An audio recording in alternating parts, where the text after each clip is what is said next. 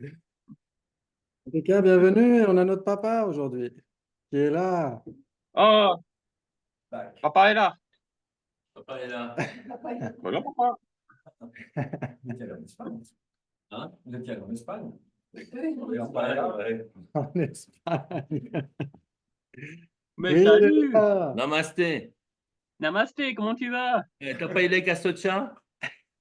Pardon? T'as pas eu les castocha? Ça veut dire J'ai comment pas... vas-tu en népalais?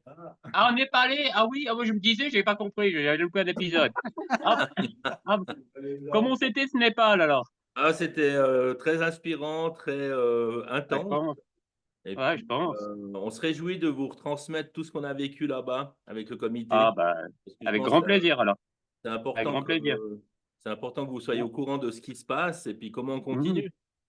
Bah, avec grand plaisir. On aura les oreilles bien dressées Ouais, et le truc on va humide. organiser une soirée ou bien une visioconférence. On verra. Ah, c'est bien. Mais en tout Chouette, cas, c'est chouette, chouette. important qu'on vous fasse un Bah, retour parce cool. qu'il y a eu tellement Hein, de choses qui ont été dites, vécues, que c'est hein, hein. important qu'on puisse vous les transmettre. Bah, je pense bien, je pense bien. Voilà. Ça doit être super là-bas. Ça doit Je être passe la super. parole au fiston. Hein? Juste un truc, Jean-Paul Félix, il t'a contacté? Félix, il m'a contacté, oui, par rapport à Ouais. Gesheten Zinzopin. Week-end. Ouais, Ouais, ouais, ouais. je vais en parler demain. Ok, ok, ça marche Ouais, alors. Ça marche. merci. Ok. Super. Ciao, ciao. Bonne journée. Ouais, pareil.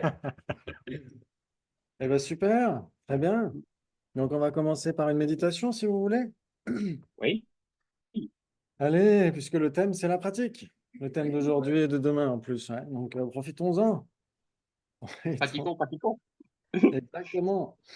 Donc, si vous voulez, toujours comme d'habitude, avoir une posture confortable, tranquille, flexible, de la souplesse et tout. Et pour l'esprit, toujours être attentif et vigilant, comme d'habitude. Et donc, si vous voulez, vous pouvez commencer déjà par vous poser tranquille, faire votre sas de décontamination par rapport à la vie habituelle, essayer de vous mettre dans l'attitude juste, présent, euh, pleinement présent dans le temple ou chez vous. Voilà, tous ensemble.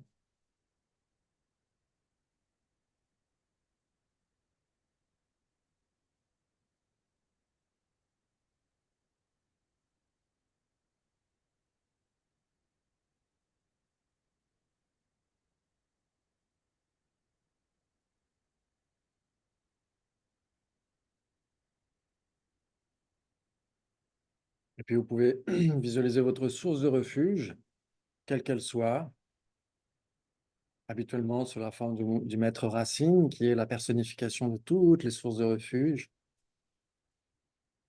Vous pouvez le visualiser sous sa forme habituelle ou sous la forme du Bouddha Shakyamuni ou sous la forme de votre déité, comme vous voulez.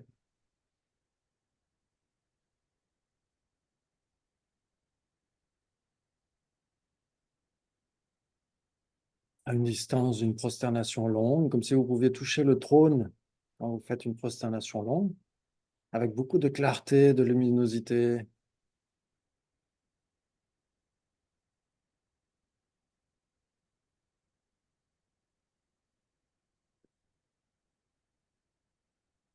Et il nous sourit, il nous accepte exactement tel que nous sommes, tout en ayant pleinement conscience de notre potentiel magnifique.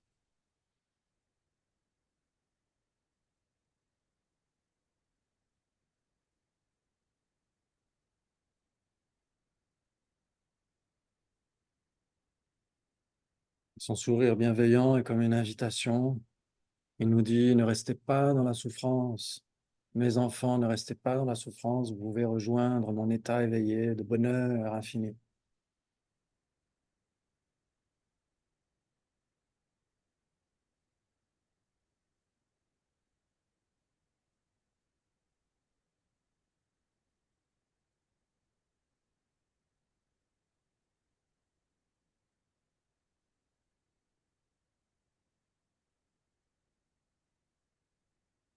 Puis bien sûr, nous pouvons visualiser tous ceux sans qui nous ne serions pas là, tous les êtres. tous les êtres autour de nous qui ont désespérément soif de bonheur et qui, par confusion, ne font que planter les causes de la souffrance encore et encore.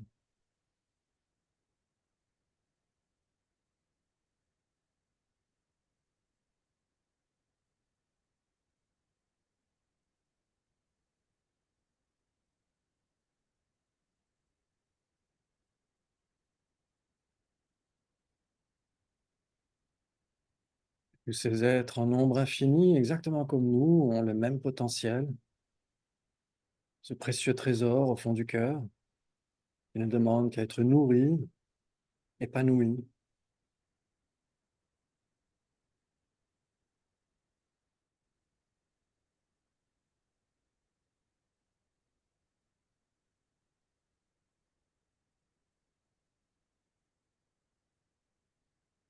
Et qui ont cette aspiration au bonheur exactement comme nous, pas plus ni moins.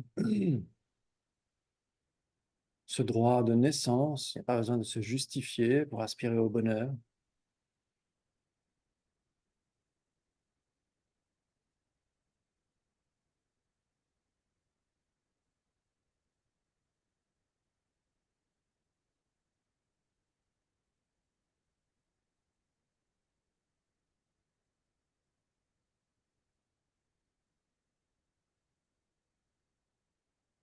Nous pouvons méditer sur l'amour bienveillant dans toutes les directions.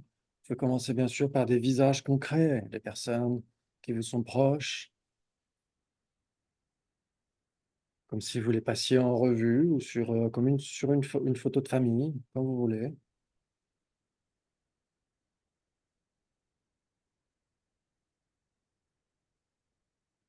Et quand vous pensez à ces personnes, vous pouvez vous dire, elles aspirent au bonheur.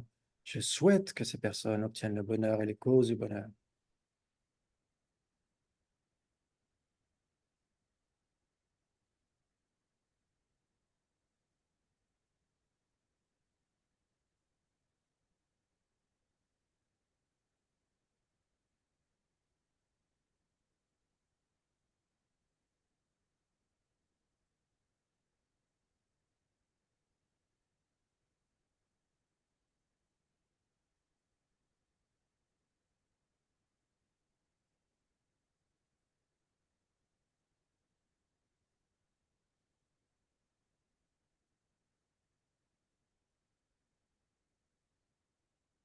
Et bien sûr, penser à différents types de bonheur. Le bonheur à court terme et à long terme. Vous pouvez visualiser quand vous expirez, que vous expirez une magnifique lumière qui vient rejoindre ces personnes. Et au moindre contact avec ces rayons lumineux, elles obtiennent exactement ce dont elles ont besoin pour être plus heureuses, plus de sécurité, plus d'écoute, plus de compréhension, plus d'éthique, plus de concentration, plus de sagesse.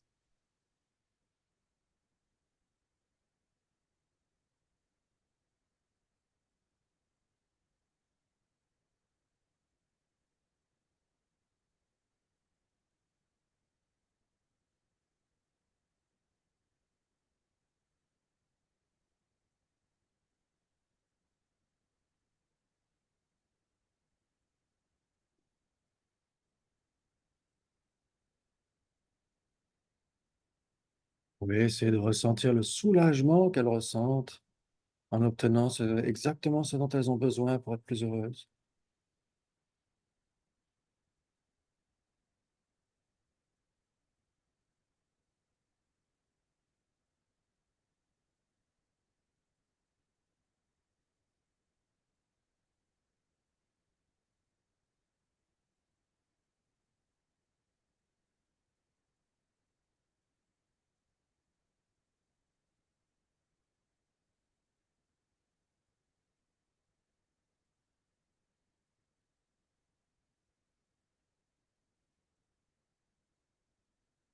Et puis, vous pouvez ensuite méditer sur la compassion, vous dire que oui, toutes ces personnes souhaitent obtenir le bonheur, les causes du bonheur, et comme on l'a dit, par confusion, se détournent de lui comme s'il était leur pire ennemi.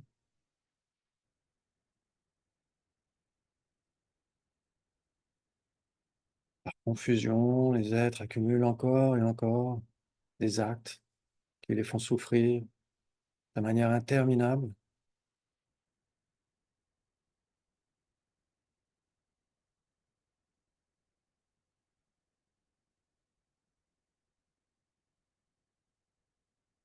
Vous pouvez penser bien sûr aux souffrances grossières, les sensations déplaisantes, qui vont du moindre inconfort jusqu'aux souffrances atroces des enfers.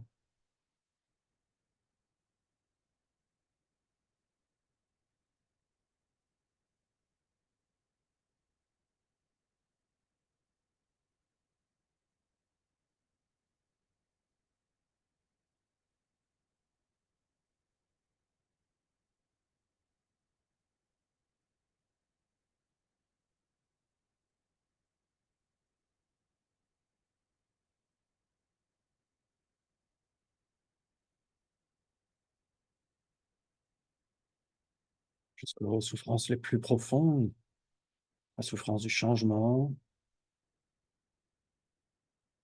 les plaisirs contaminés qui nous piègent dans le samsara,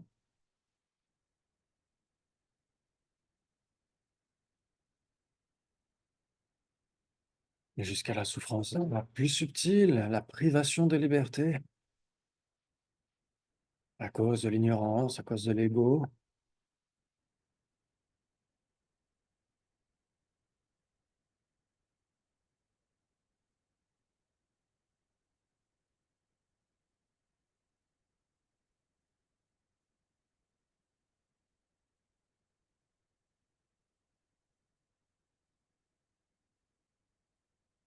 Regardez à l'esprit que toutes les activités physiques, verbales, mentales de tous les êtres sont exclusivement tournées vers un soulagement plus ou moins temporaire de ces souffrances.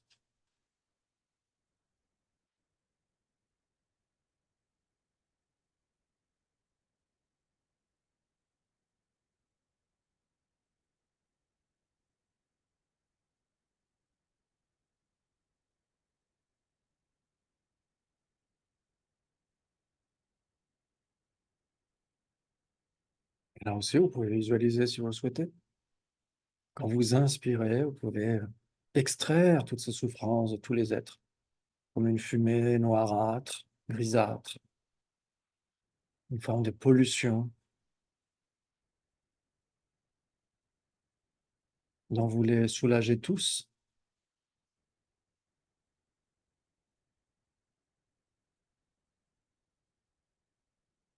Si vous avez l'habitude de pratiquer Tonglen, vous savez où dissoudre ces souffrances. Sinon, vous pouvez simplement dissoudre ces fumées dans l'espace autour de vous.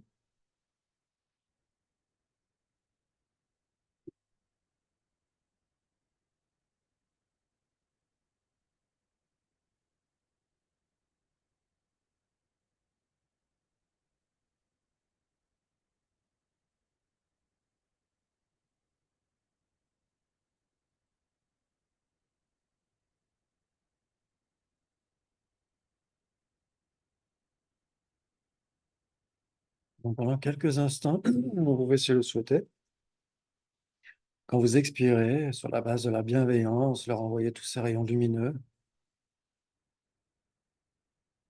et leur octroie exactement ce dont ils ont besoin pour être plus heureux, jusqu'au bonheur stable et définitif.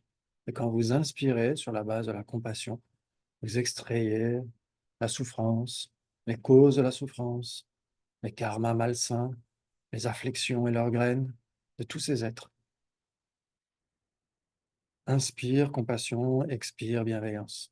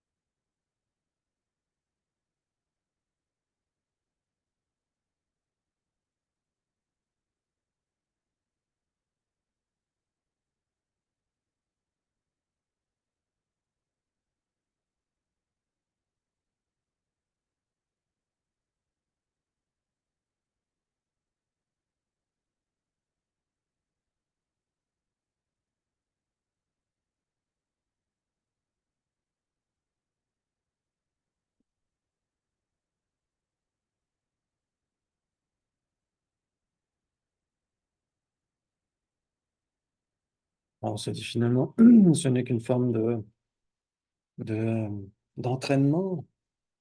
Nous nous entraînons à cultiver cette aspiration à accomplir le bonheur de tous les êtres, à accomplir le soulagement de tous les êtres par rapport à leur souffrance.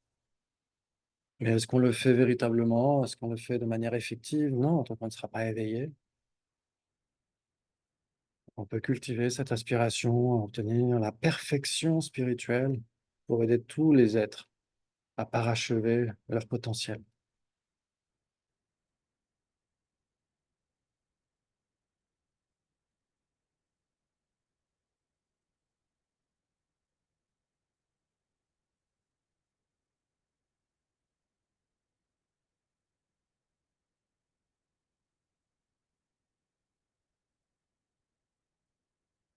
Sur la base de cette attitude de bodhicitta, on peut le verbaliser en prenant refuge devant notre source de refuge qui est toujours là. Et nous visualisons que tous les êtres se joignent à nous.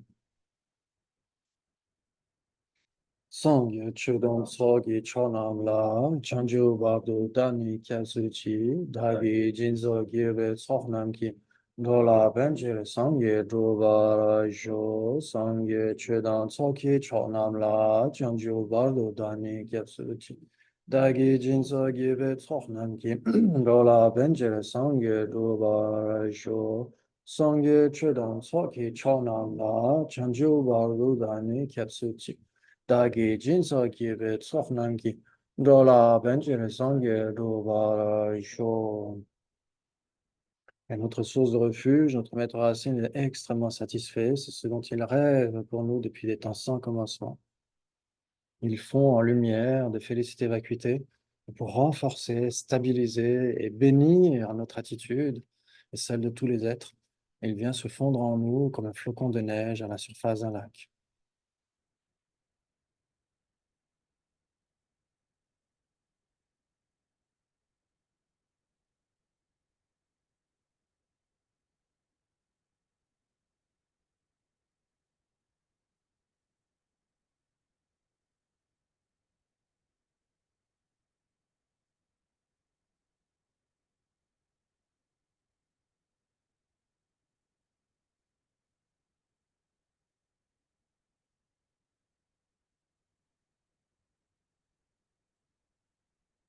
Merci beaucoup.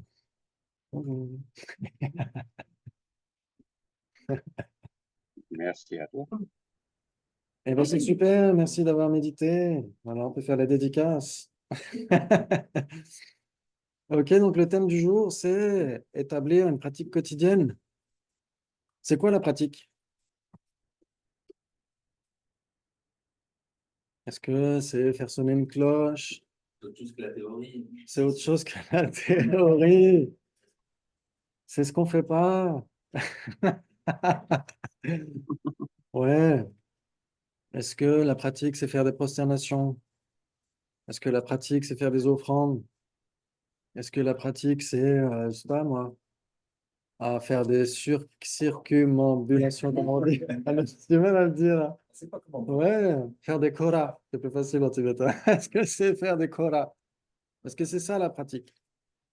On est censé dire oui, parce que dans la tradition indo-tibétaine, quand on voit des gens pratiquer, c'est les gens faire des rituels, avec parfois même beaucoup de choses, hein, on a la cloche, le vajra, le kapala, le damaru, etc., etc. Ouais, on peut avoir tout un attirail de pratiquants. Est-ce que c'est vraiment ça la pratique? Ça peut. Ça peut l'être. Aussi. Idéalement, ça peut en faire partie. Idéalement, ça devrait en faire partie. Mais est-ce que ça l'est toujours? Pas nécessairement.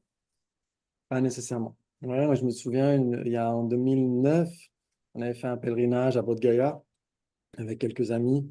Et quand on sortait du temple, Mahabodhi Temple, on avait vu une moniale qui était avec un mandala magnifique, une offrande de mandala, etc., magnifique, etc. On était juste devant l'entrée du temple pour faire l'offrande de mandala. Et moi, j'avais dit, ah, waouh, mais elle pratique super bien. Et l'un des amis qui était là, qui m'avait dit, mais qu'est-ce que tu en sais? Et en fait, c'est très juste, en fait. On n'en sait rien de l'attitude intérieure. Pourquoi est-ce qu'on le fait?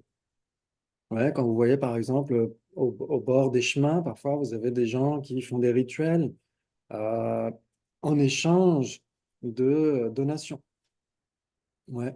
Donc c'est marqué, il y a tout le tarif qui est là. Le tarif, il y a le menu qui est là. Donc des rituels pour avoir un enfant, pour se marier, pour avoir un job, etc., etc. Est-ce que c'est vraiment ça la pratique? On pourrait se poser la question. Ouais, si la personne le fait pour avoir du fric, c'est pas de la pratique du tout.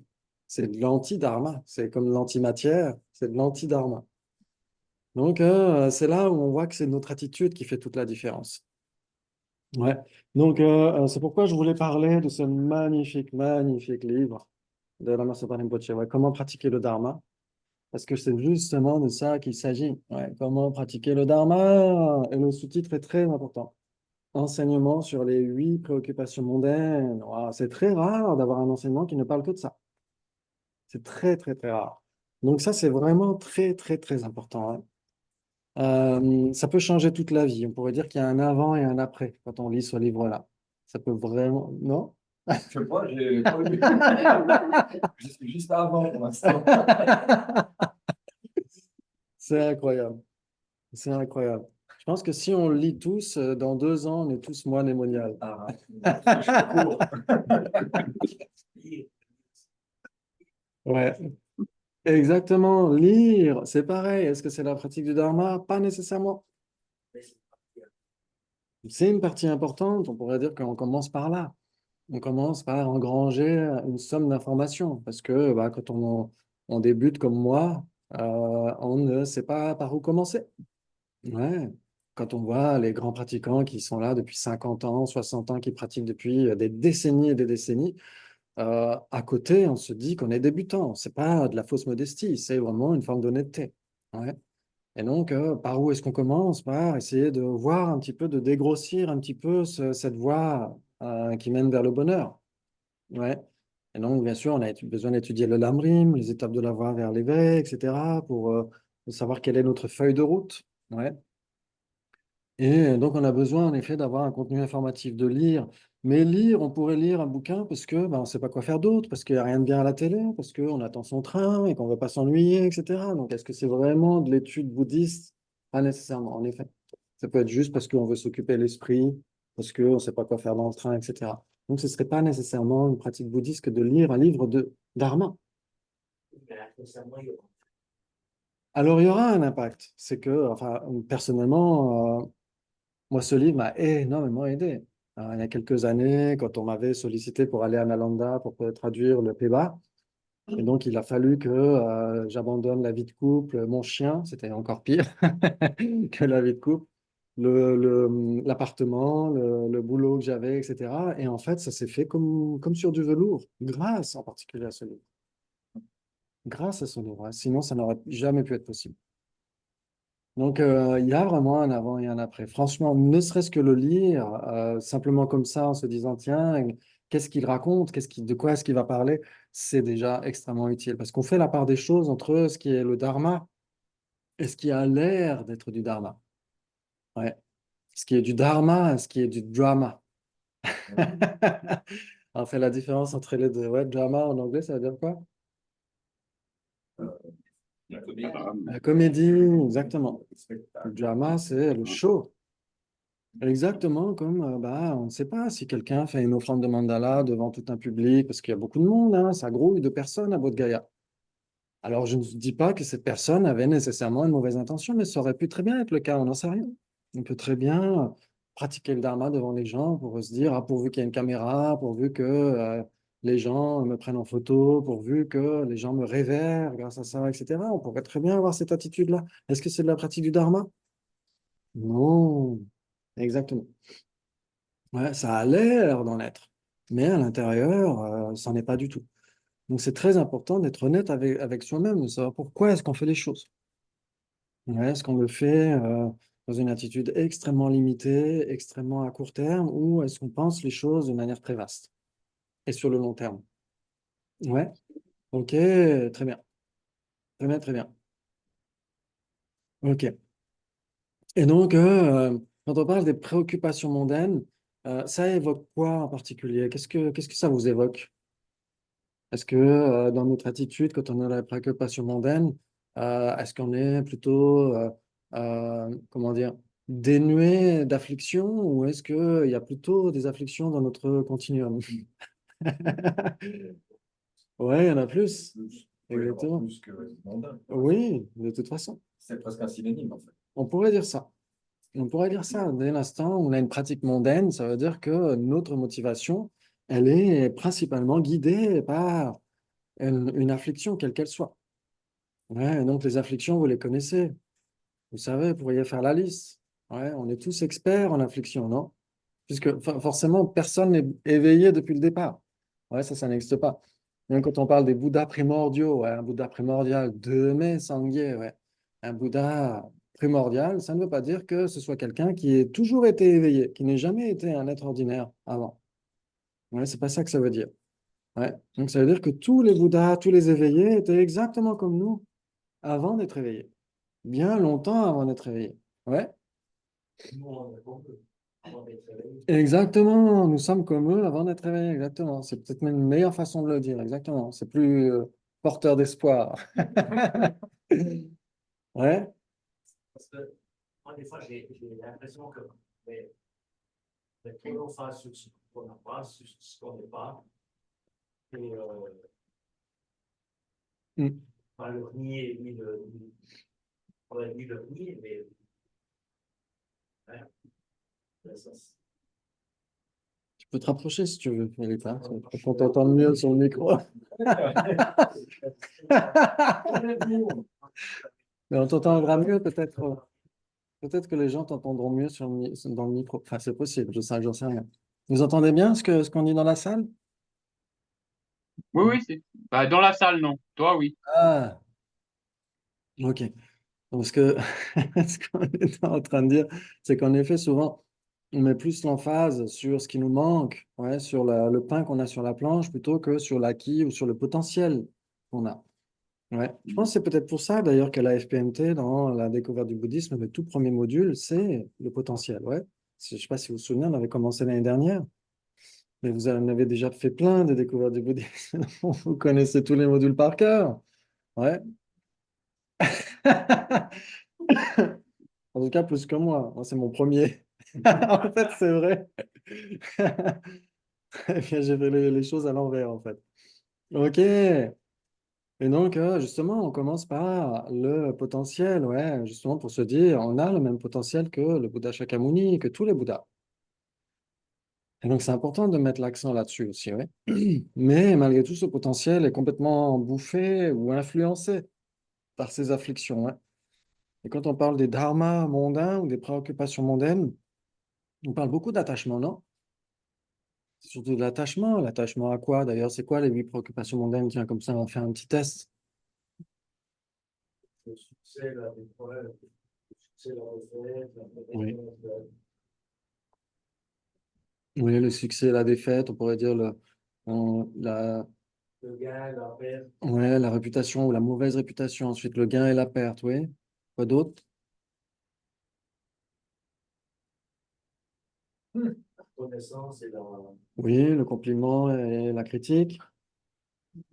Et puis, six. ouais, ça fait 6.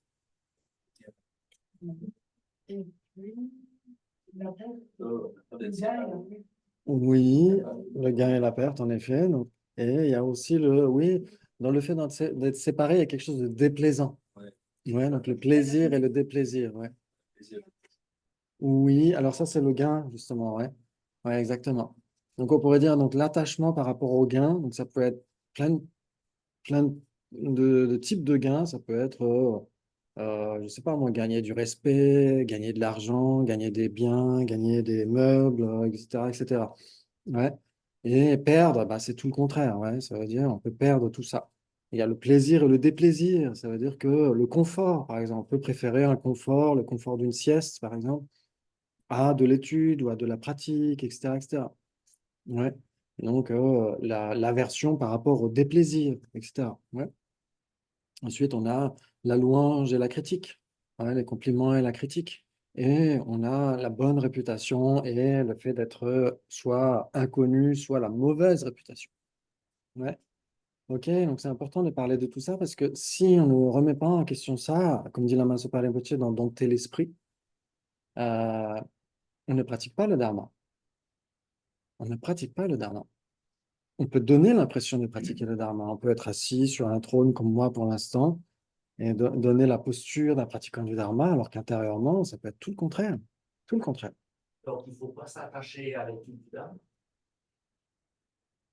Forcément, si tu pratiques le Dharma d'une manière Ouais, politiquement correcte, c'est une sorte d'attachement. oui. Ouais. C'est pour ça qu'il y a des, ouais, il y a des, il y a des discussions par rapport à ça, il y a des débats par rapport à ça. Il y en a qui vont dire que c'est un attachement blanc. Et donc, c'est pas de l'attachement. Ouais, ça donne l'impression d'être de l'attachement, mais ce n'est pas de l'attachement. C'est surtout dans les écoles plus basiques. Mais pour les écoles les plus évoluées, ils vont dire que dès l'instant où il y a une forme d'attachement, même si c'est pour ses bouquins, même si c'est pour son maître, même si c'est pour sa tradition, etc., même si c'est pour la méditation, c'est une forme d'attachement, donc c'est une affliction. Et à la racine de ça, il y a nécessairement, même si c'est un attachement subtil, il y a une ignorance subtile qui préside à tout ça. Et donc, ça reste un frein à la pratique, d'une certaine manière. Ça peut être utile jusqu'à un certain point, mais il faut transcender ça au bout d'un moment. Ce qui est extraordinaire de bouddhisme, c'est qu'il y a toujours un échappatoire. En quelque sorte. C'est que le permanent a fait fabrique, mais si il manque le bruit, il sort des. Etc., je suis OK. Donc, Alors, c'est pas tout à fait ça. C'est pas tout à... On n'est pas chez les marchands de tapis avec le karma.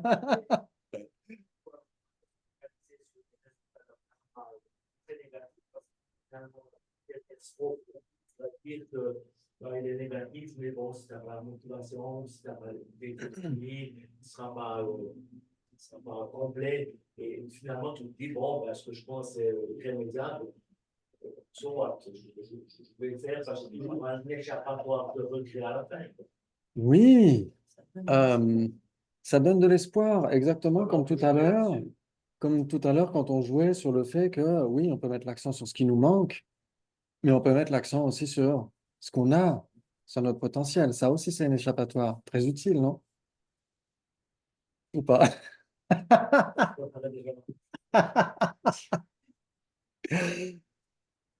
C'est-à-dire que rien n'est jamais vraiment irrémédiable. Mais tant mieux, parce que sinon, on ne serait pas. Exactement. C'est la manière de Oui, l'encouragement continue. oui, exactement. Sinon, ce serait impossible. Ouais. Pour certains, c'est irrémédiable. Si quelqu'un, par exemple, chez les Vaibhashikas, si quelqu'un a commis les 5 actes irrémédiables, c'est foutu. Cette personne va de toute façon renaître en enfer, etc. De toute façon, quelles que soient ses pratiques, etc. Mais pour les écoles plus évoluées, il y a une échappatoire. On peut purifier. Même si elle avait plus noble regret à la fin. Oui, exactement. Ça veut dire que pour eux, ils vont dire que le fait d'avoir contracté un contrat karmique, ils vont dire Chumisawa. Ils vont dire euh, c'est irrémédiable. Exactement. Ça veut dire que c'est contracté, tu as signé le papier, tu peux plus, t'as signé le papier de reconnaissance de dette, tu ne peux plus remettre ça en question. Donc, même en faisant preuve de regret Hein? honnête après la Tu question, dois payer ta dette. vraiment Même si tu fais des regrets sincères, Mm. sincère, une fois que tu as signé le contrat, ben, es-tu capable d'avoir des regrets sincères si tu as eu ce genre de comportement? C'est ça, quoi. Donc, Oui. moi, je me dis, je vis, chose que je ne fais pas, mais vraiment, je vis un petit peu, etc. Oui. Moi, j'arrive sur mon lit de mort, j'ai les regrets les plus sincères, puis ça va d'un coup effacer tout le temps. Ça pourrait. Ça pourrait. C'est pour ça que pour les écoles les plus abouties du bouddhisme, ils vont dire que oui, on peut remettre en question tout ça. Heureusement. Heureusement d'ailleurs. C'est mais comment notre chance. avoir des vrais regrets sincères sur son vivant? Ça, c'est notre question. Ça, c'est une autre question. Ouais. C'est mieux d'enlever le sang. Ouais.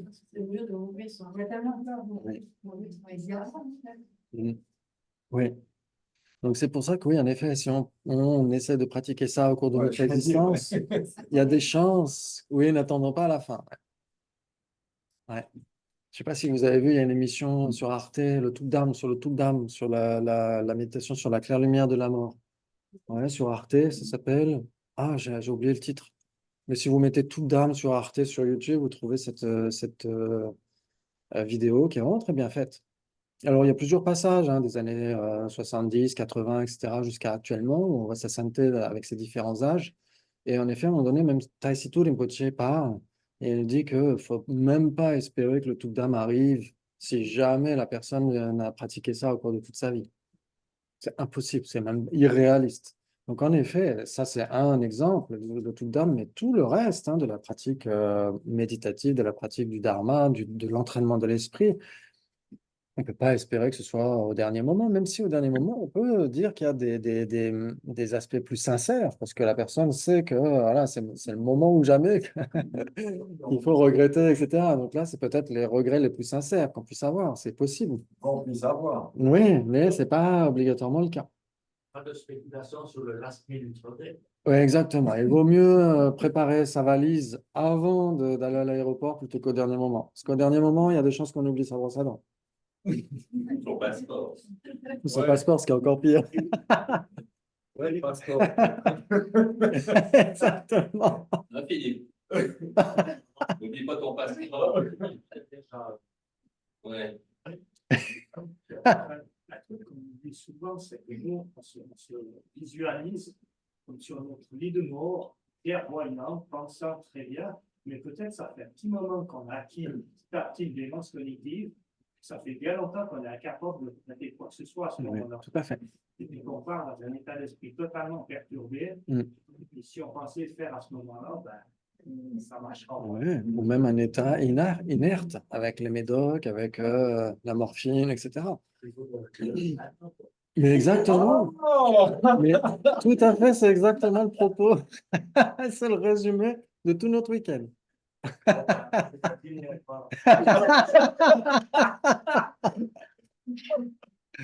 Et c'est vrai, c'est maintenant ou jamais. Maintenant ou jamais. Peut-être pour des choses que tu n'as pas faites, en fait. Alors, oui, si on envisage, parce qu'il y a beaucoup de choses, il y a beaucoup de négativité qu'on a pu avoir sans même s'en rendre compte. Pour nous, les préoccupations mondaines, c'est juste notre quotidien la plupart du temps. Enfin, quand je dis nous, je dis pas vous, etc. Je dis nous en tant qu'être ordinaire, jusqu'à maintenant, sans avoir eu une vraie vie spirituelle, etc. Je m'inclus vraiment dedans, hein, parce que Lama Sopa Rinpoche, il en parlait lui-même dans Dompter l'esprit. Il a dit que pendant des années, il était persuadé en étant moine, etc. Il était persuadé d'avoir une pratique du Dharma jusqu'à ce qu'il trouve un livre dans la grotte, je crois que dans la grotte de Laodo, c'est là qu'il a trouvé le livre qui parle de renoncer à cette existence, renoncer au Dharma mondain. Et là, il s'est rendu compte que toutes ces années où il était persuadé d'être un pratiquant du Dharma, en fait, ce n'était pas du tout le cas. Est-ce que c'est de la modestie? Est-ce que c'est de l'honnêteté? Allez savoir. Est-ce que c'est des moyens habiles? Mais si on évalue vraiment notre quotidien, on peut voir qu'en effet, l'ego ou comment dire, les différents types d'attachements, même plus subtils, l'attachement à ma religion, à mon gourou, à mon bouquin, etc., à ma pratique, à ma déité, etc., peut être là.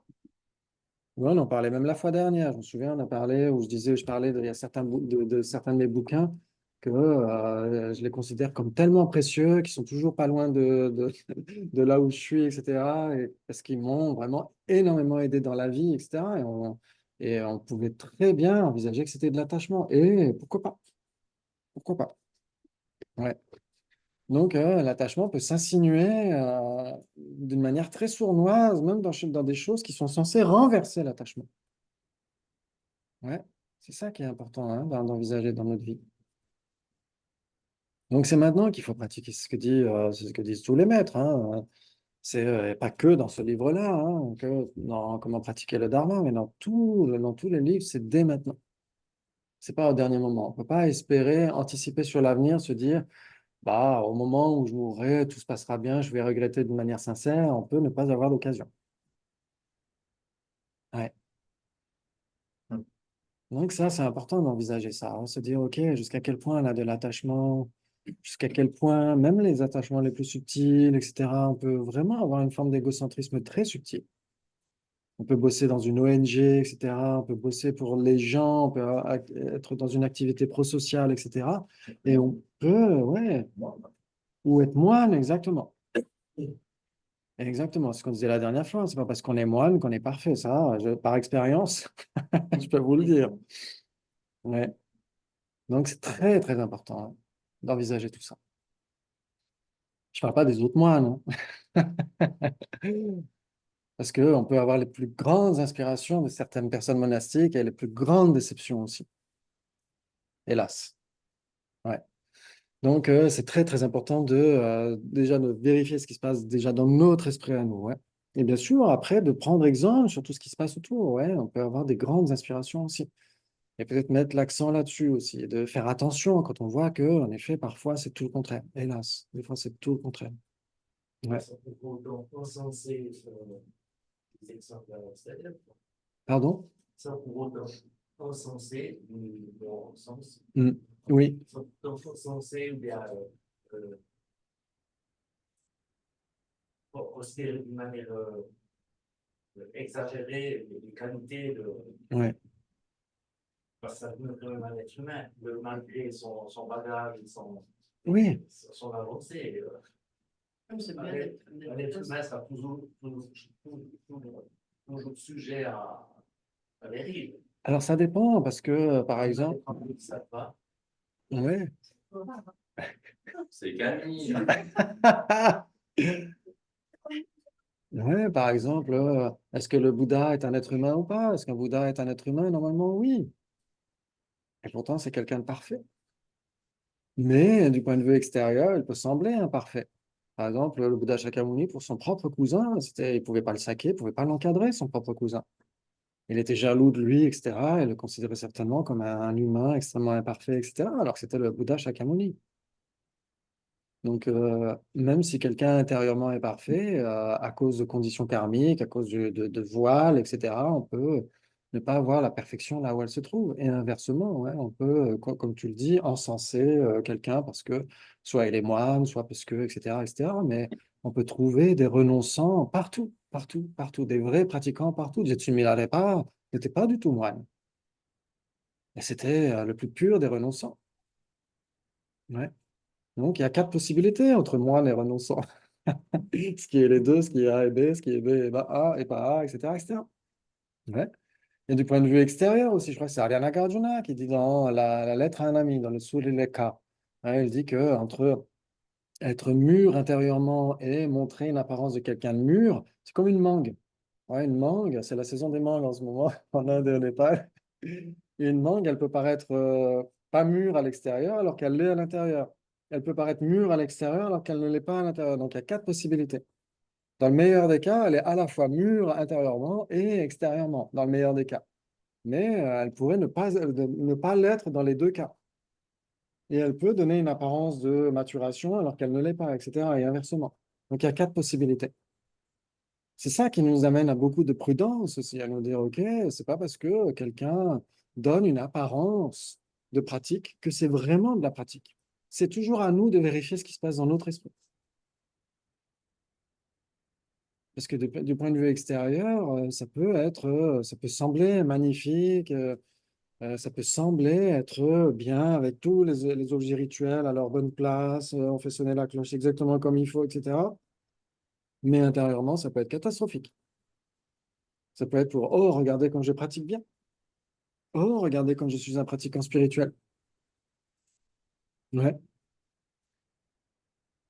On devrait en fait faire comme les Anglais. En fait, les Anglais sont très, très pudiques quand ils prennent leurs médicaments. Ils vont aller à la cuisine, les gens sont dans la salle à manger, eux, ils vont aller à la cuisine, ils vont prendre leurs médicaments. Et ils sont très pudiques, je ne sais pas pourquoi, mais j'ai entendu ça, j'ai entendu parler de ça. Et nous, c'est le contraire. Enfin, nous, en tant qu'être ordinaire, etc., c'est le contraire. Quand on est là à pratiquer le dharma, hein, c'est comme si on disait, oh, regardez comme je prends mes médicaments. Oh, regardez comme je médite. Oh, regardez à quel point je suis malade. C'est ça qu'on est en train de dire. En réalité. En réalité, c'est ça qu'on est en train de dire aux autres. Quand on est là, oh, regardez, pourvu qu'il y ait une caméra, quand je suis en train de méditer, pourvu que les gens regardent quand je médite, etc. Pourvu que les gens soient conscients à quel point j'ai besoin de méditer, à quel point mon esprit est malade. En réalité, c'est ça qu'on est en train de dire aux gens. Non? Sauf qu'on n'y pense pas, on se dit, on veut montrer quelque chose, etc. Mais là, montrer aux gens, c'est pour vendre.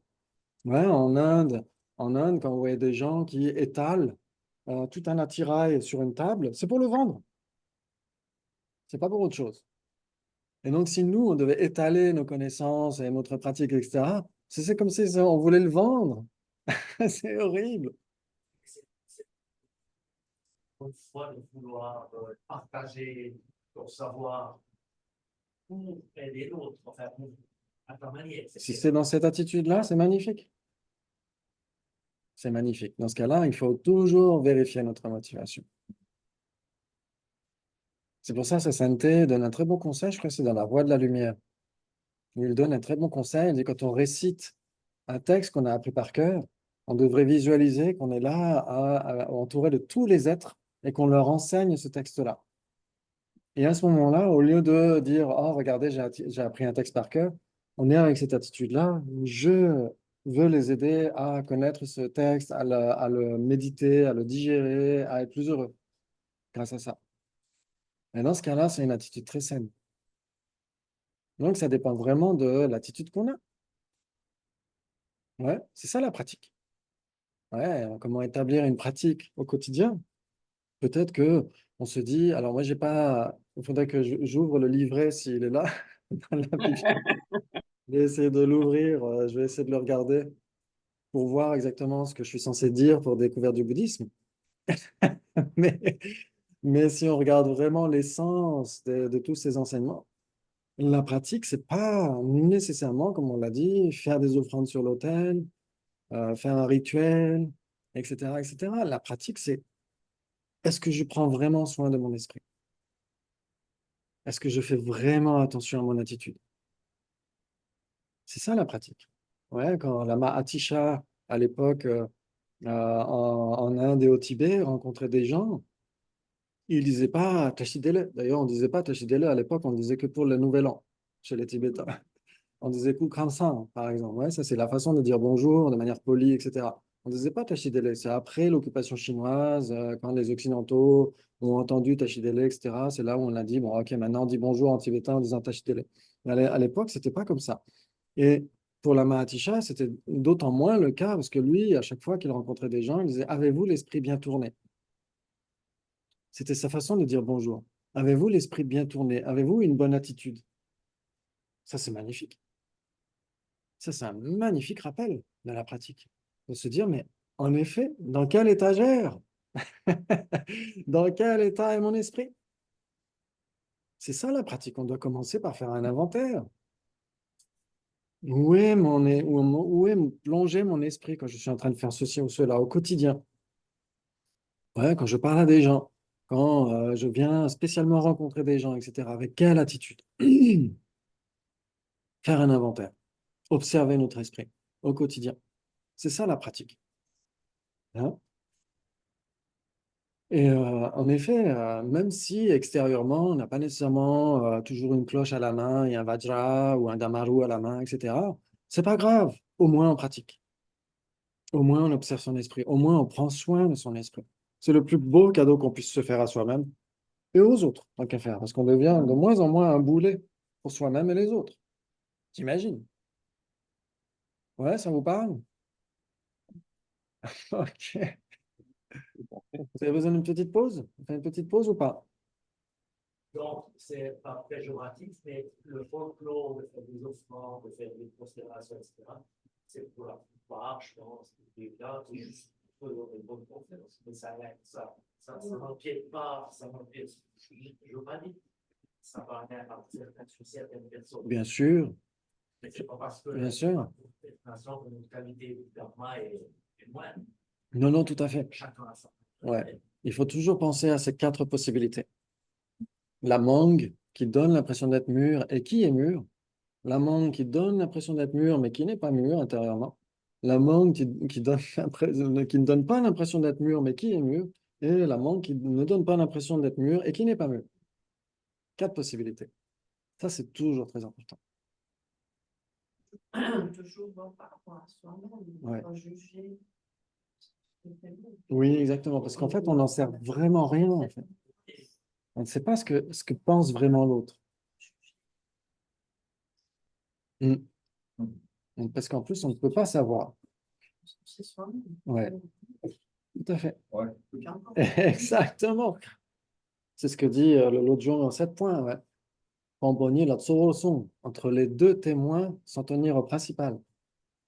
Ouais. Entre les deux témoins, le témoin extérieur et le témoin intérieur, s'en tenir au principal, le témoin intérieur. Parce que de l'extérieur, on peut nous faire des compliments. Oh, tu as un magnifique Vajra, tu as un magnifique Damaru, tu sais très bien faire sonner le Damaru, etc.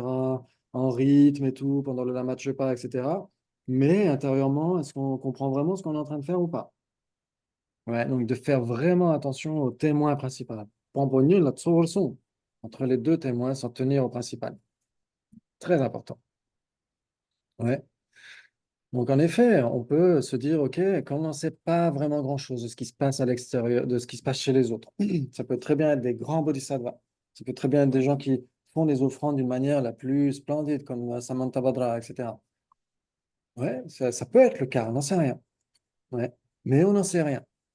Ouais, donc, pas simplement s'appuyer sur l'aspect extérieur. Ouais. Et prendre exemple sur l'aspect extérieur en se disant, puissais-je en faire autant avec une attitude saine? Ça, on a toujours la possibilité de développer ça. Ouais.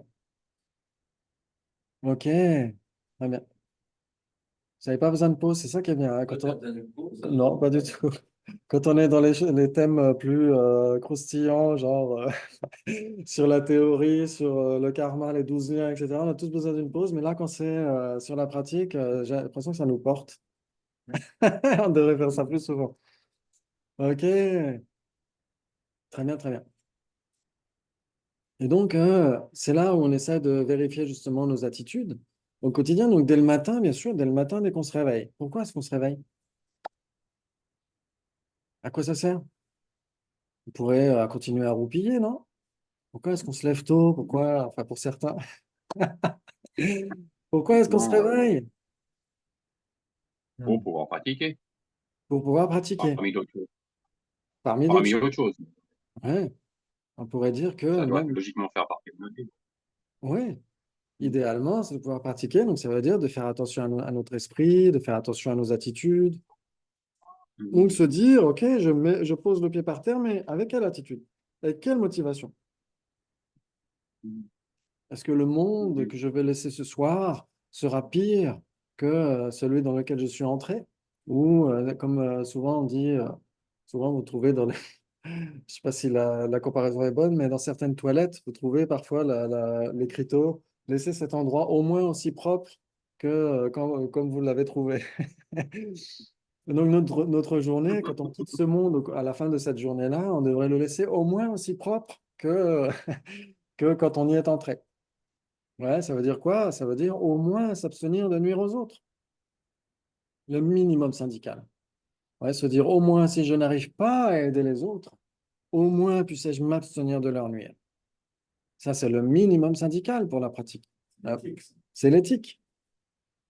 C'est fondamental. L'éthique a toujours été fondamentale. De toute façon, vous la retrouvez partout. Vous la retrouvez partout dans l'attitude initiale, dans le lambrim.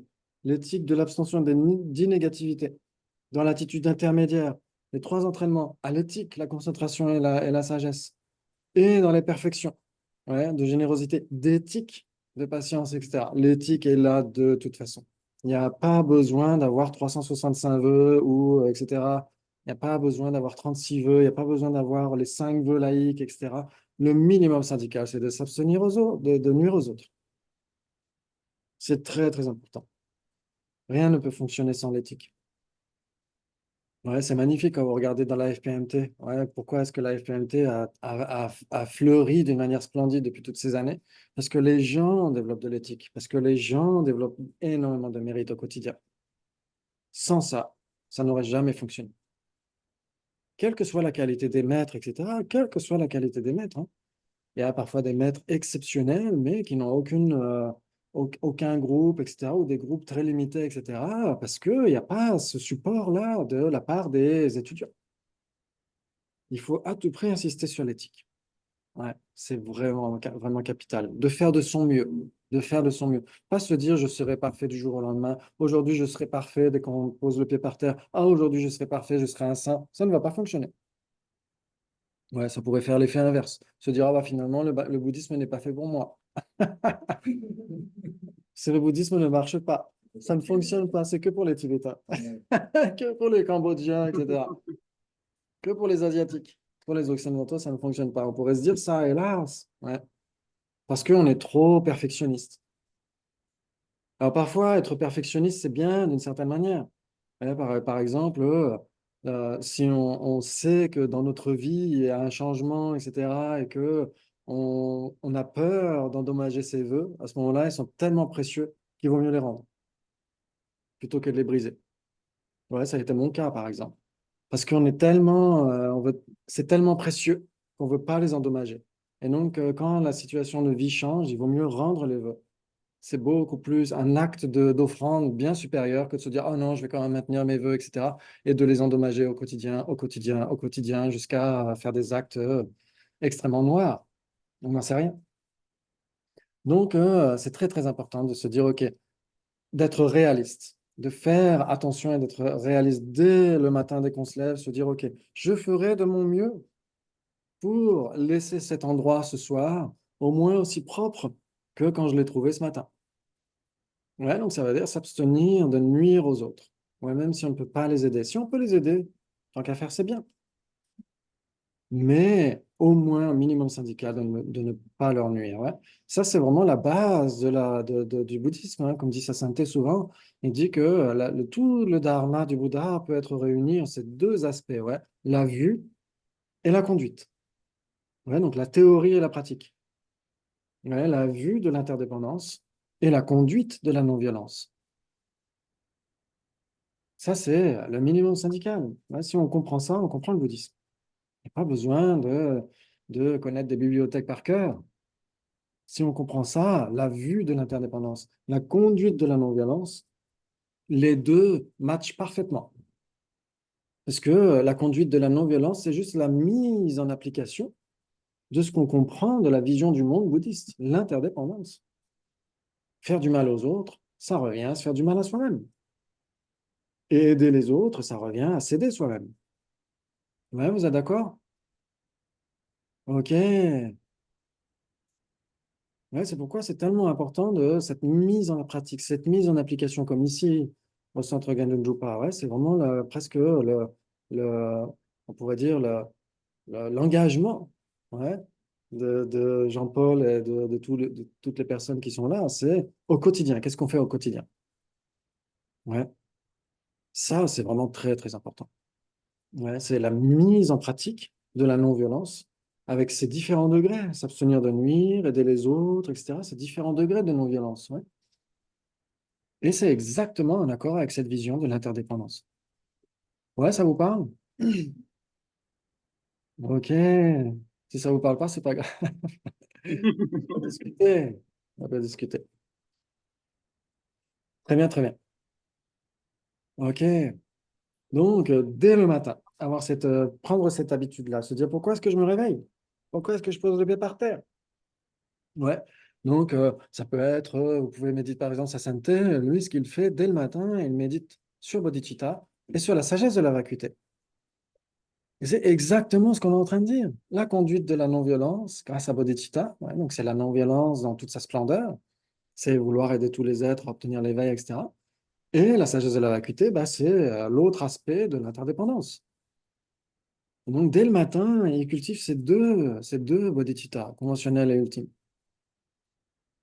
Et ensuite, il conseille de vérifier dans la journée si on était en accord avec cette attitude initiale ou pas.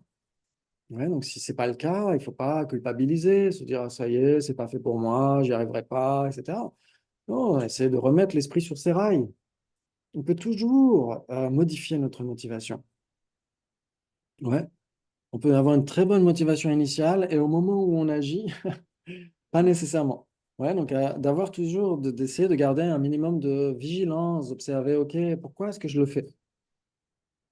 Pourquoi est-ce que je le fais? Ouais, je voulais préparer un repas pour faire en sorte que tous les êtres puissent bénéficier de cette félicité, vacuité, etc. Et au moment où je prépare le repas, ben, je rajoute plus de d'ail parce que j'adore ça et c'est pour moi que je le fais, etc.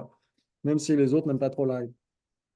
Ouais, donc dans ce cas-là, revérifier notre motivation. Comment est-ce qu'on peut l'appeler coémergente ou simultanée? Je sais pas, il y a plusieurs façons de le traduire.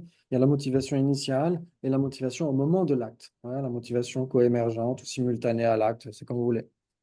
Ouais, de vérifier si elle est en accord, si les deux correspondent ou pas.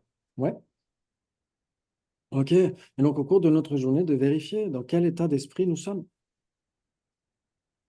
Ouais, si on est plutôt tranquille, détendu, mais ça peut être une forme de torpeur. Donc, dans ce cas-là, on peut faire en sorte que cet état d'esprit plutôt neutre soit transformé en quelque chose de vertueux. Ouais, on a toujours cette possibilité-là. Ouais, d'essayer quand on a 2 minutes, on attend au feu rouge, on attend son bus, etc., etc. On peut à nouveau penser à tous ces êtres qui sont là et à se dire, puissent tous les êtres obtenir le bonheur et les causes du bonheur, puissent tous les êtres échapper à la souffrance et aux causes de la souffrance. Ouais. Au moment où j'attends, je sais pas moi, au moment où j'attends un train, etc., puissent tous les êtres échapper au fait de devoir attendre euh, pendant des siècles et des siècles qu'un Bouddha se manifeste, etc., etc. On peut tout transformer. Après, est-ce qu'on y pense ou pas, c'est autre chose. Ouais. Mais j'imagine que sur l'habitude, avec l'habitude, quand on prend cette saine habitude de vérifier dans quel état d'esprit on est, que ça devienne seconde nature, j'imagine. Non? Qu'à force, on finit par se dire, tiens, j'ai pas vérifié mon attitude depuis 1 heure ou depuis 2 heures, etc. J'ai pas vérifié ce que j'étais en train de penser maintenant. Est-ce que je pense un truc où je rumine ou est-ce que plutôt j'essaie d'avoir une bouffée d'air frais en me tournant vers tous les êtres?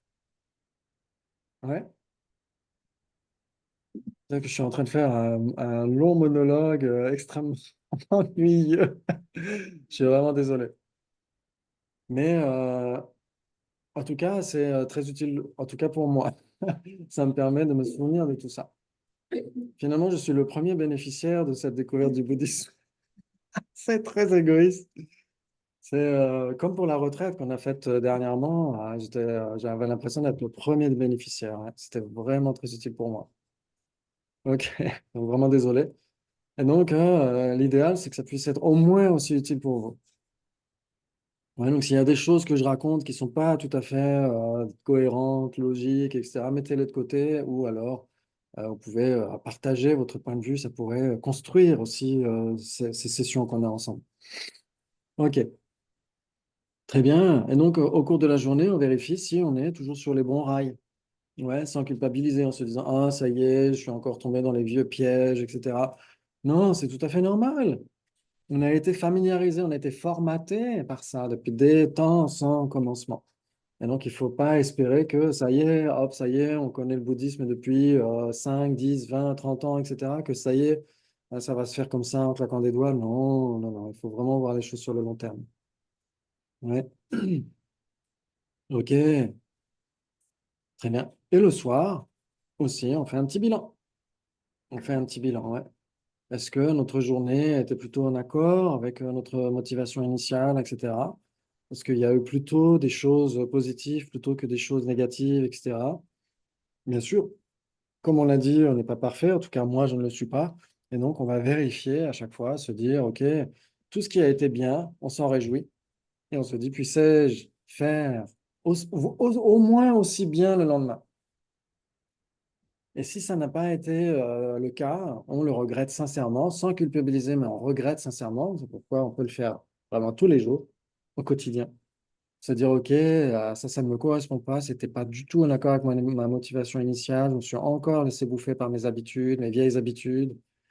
Et donc, on le regrette sincèrement et se dire, puissais-je faire au moins aussi bien le lendemain? Enfin, aussi bien dans le sens corriger les choses le lendemain.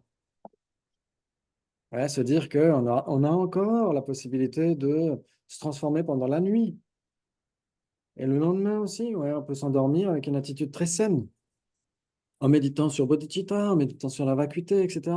Et notre sommeil va être coloré par tout ça. Ouais, donc on a la chance de pouvoir même pratiquer pendant le sommeil. C'est ça qui est génial. Pour les feignants comme moi, c'est vraiment génial.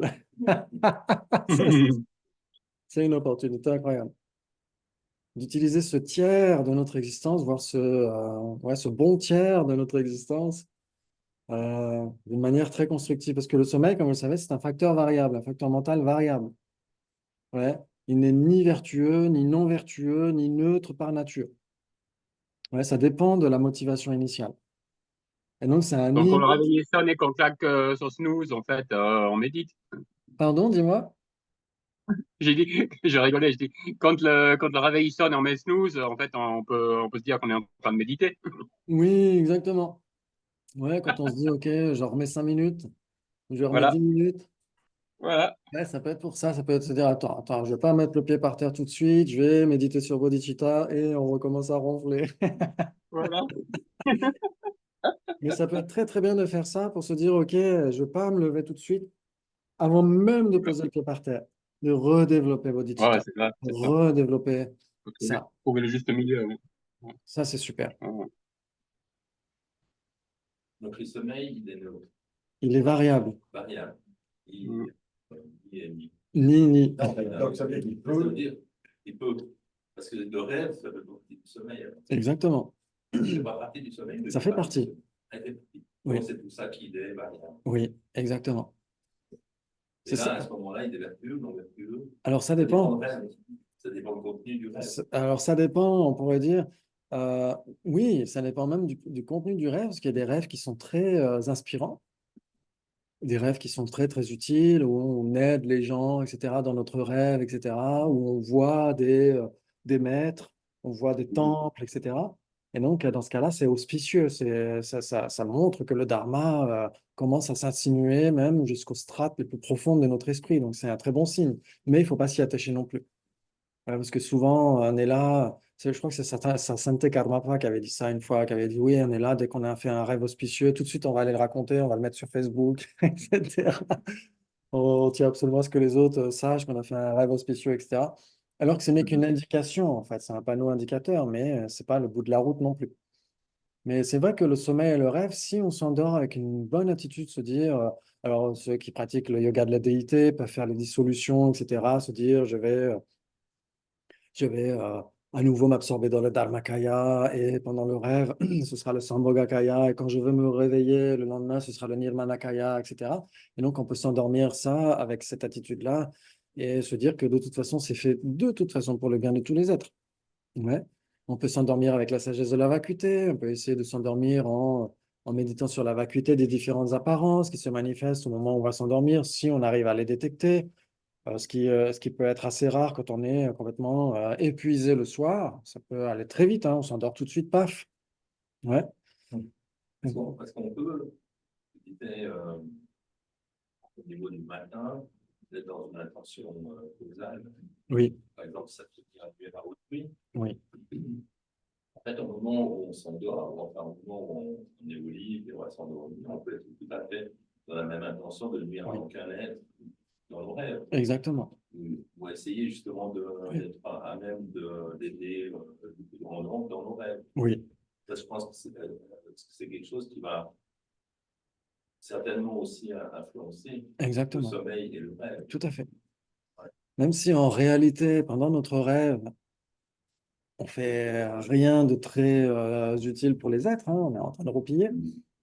Mais à terme, on sera en mesure de faire peut-être des rêves lucides, d'utiliser notre conscience onirique pour réaliser la vacuité, etc. Donc là, ce sera beaucoup plus puissant que utiliser la conscience de l'état vigile. Donc si on prend ces attitudes-là, en effet, de toute façon, le rêve sera vertueux et le sommeil sera vertueux, même si ça a l'air d'être neutre, hein, on peut rêver quand on se balade dans la rue, etc. C'est très neutre hein, comme rêve.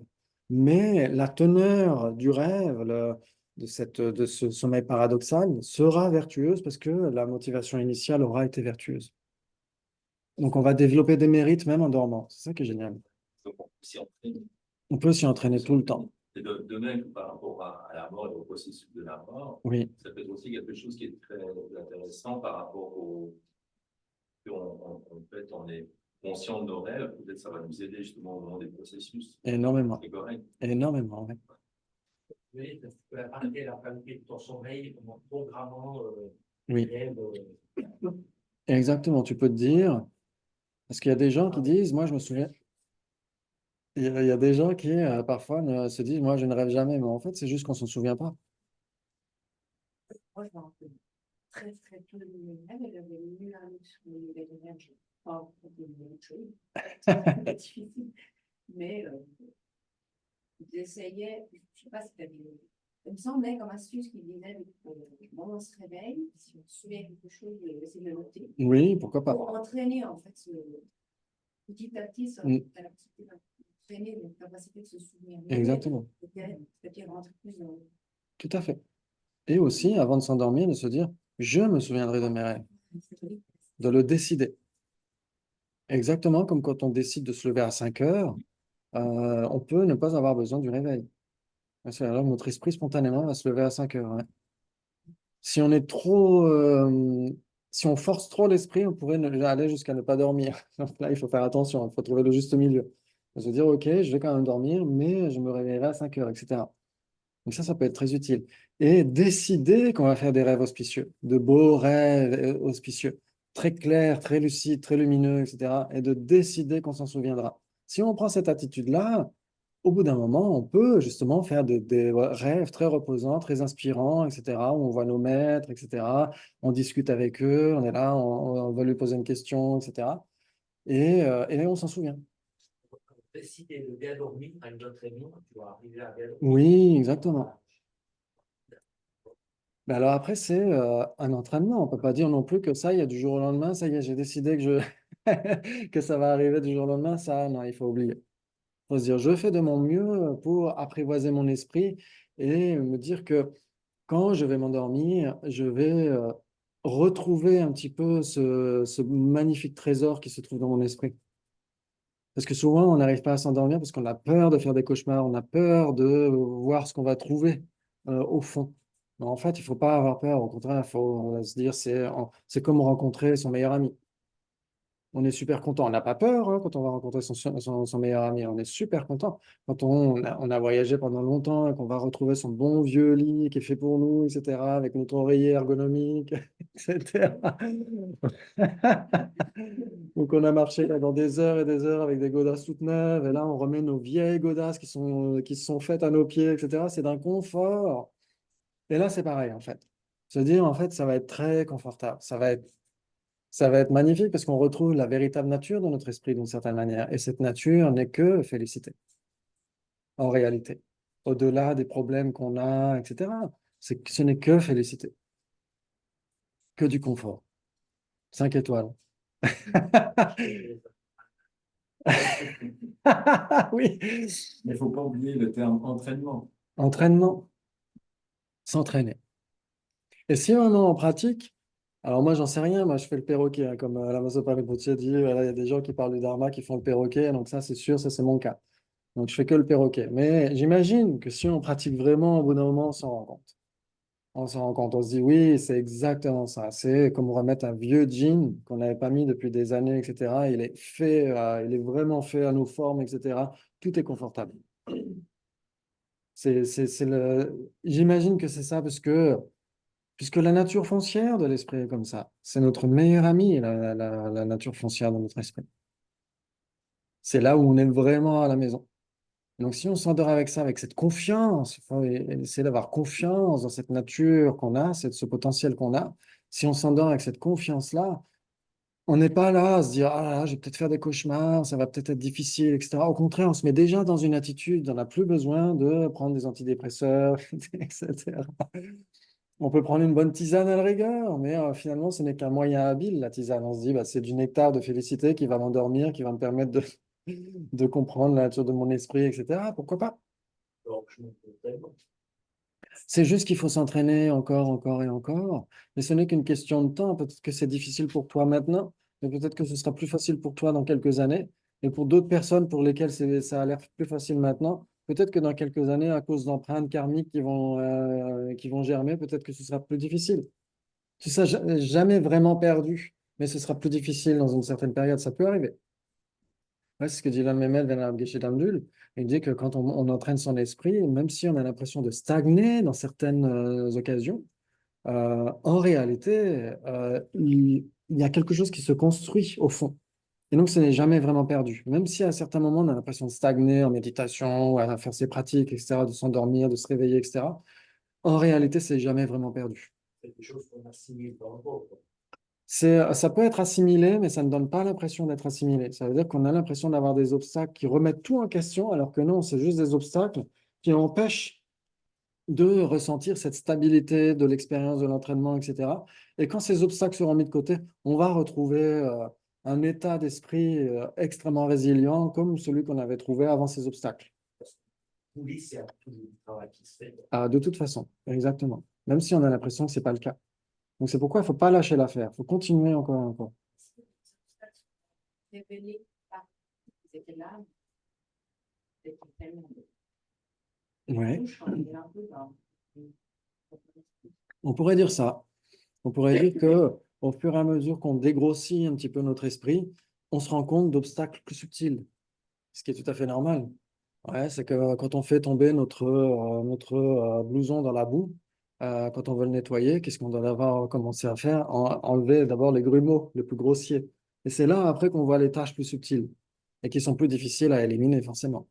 Ouais, donc, si on dégrossit des obstacles grossiers dans notre esprit, c'est là où on va commencer à se rendre compte qu'il y avait des obstacles subtils derrière et qu'il faut traiter eux aussi. Donc, finalement, c'est pas négatif. C'est pas un négatif en soi. Ça amène à la conscience, ce qui est la conscience. Oui, c'est exactement ça. C'est-à-dire on a plus le loisir de se rendre compte des tâches plus profondes, plus subtiles, etc., parce qu'on a commencé à traiter les obstacles plus grossiers. Donc, finalement, c'est utile. Ça peut être aussi un signe que l'esprit se purifie de cette manière. Ça peut être ça aussi. Ça peut être ça aussi. Alors, il peut y avoir des discussions là-dessus où il y a des gens qui disent, ah non, moi, je ne vais pas faire les pratiques de purification parce que c'est là où les catastrophes arrivent. Parce que au lieu d'avoir à éprouver un karma au cours de siècles à venir, eh ben, ça le fait germer maintenant.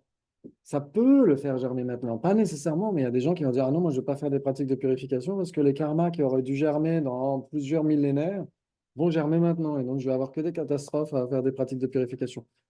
Pas nécessairement. Il y a plus de problèmes, finalement. Oui, parce que le karma, il est exponentiel. Ouais, c'est une grosse courge, le karma. Petite graine, gros fruit. C'est ça le karma, c'est une grosse courge. Alors, dans l'aspect lumineux de la force, tant mieux, c'est bien, mais l'aspect obscur, là, c'est extrêmement malsain. Ouais. Donc, à la rigueur, il vaut mieux qu'une courge vénéneuse arrive maintenant, mûrisse maintenant, que dans plusieurs ères où elle sera ingérable. Ce sera une énorme courge, impossible à gérer. Alors que là, on a encore, grâce au dharma, grâce à la pratique spirituelle, on a encore la possibilité de gérer cette courge vénéneuse. Non? Sous forme humaine, etc. Parce que si c'était sous forme animale, à part souffrir, qu'est-ce qu'on peut faire?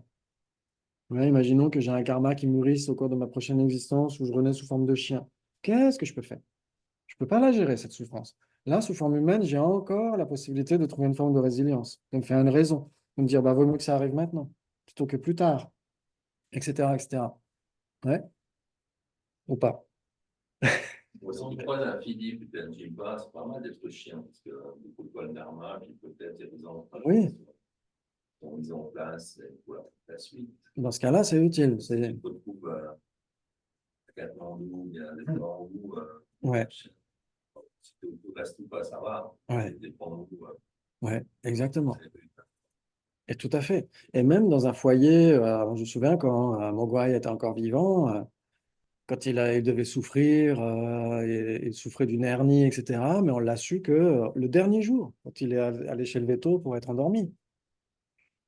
Avant, on ne le savait pas. On ne savait même pas qu'il avait une hernie qui l'empêchait, qui le paralysait, en fait. On pensait que c'était parce que les carlins sont comme ça, ils sont tellement trafiqués. Quand on voit un loup et un carlin, on se dit qu'il y a eu du chemin qui a été fait.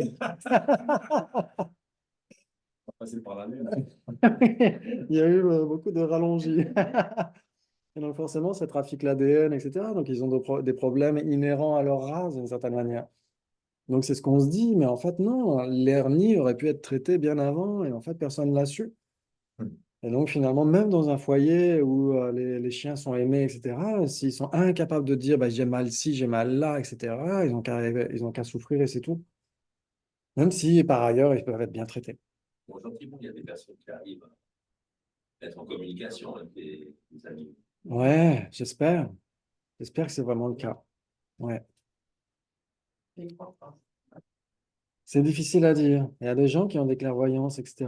Mais après, est-ce que les animaux sont capables de dire OK, j'ai une hernie? Non, ils peuvent dire j'ai mal ci, j'ai mal là, etc. Mais dire j'ai une hernie, c'est plus compliqué.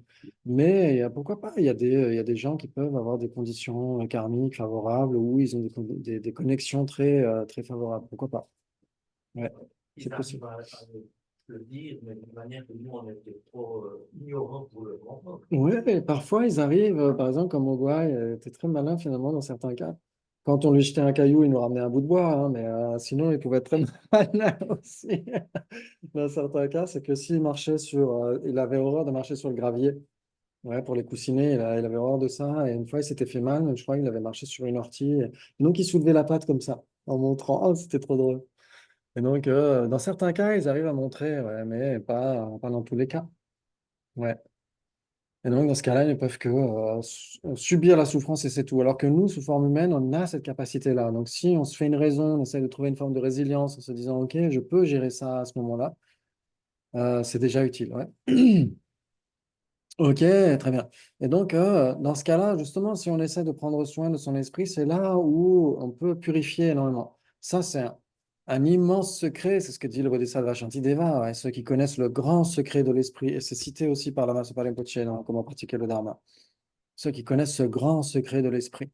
Ouais, sont les sages, en fait. Ouais. Ça veut dire quoi, le grand secret de l'esprit? Ça veut dire bah, être capable de purifier tout de suite maintenant. Tout de suite maintenant. De pas attendre qu'il nous arrive une catastrophe, ouais. Ouais, de pas considérer le dharma comme je sais pas moi, comme un aspirateur. Ouais, où on aspire que quand c'est sale. Ouais, on pense au dharma que quand ça va pas bien. Il y avait même mon patron tibétain quand je bossais à Paris, enfin, c'était encore plus cavalier sa façon de parler. Il disait, il y a des gens qui considèrent le dharma comme les toilettes. On n'y pense que quand on a besoin. Et ça, c'est très parlant. C'est vraiment très parlant. C'est pas très respectueux vis-à-vis des darmas, mais moi, je trouve que c'est très parlant. Ah, ouais, Ça exactement. vient à besoin fondamental. C'est un besoin fondamental. Mais on ne le ressent, ce besoin, que quand ça va pas.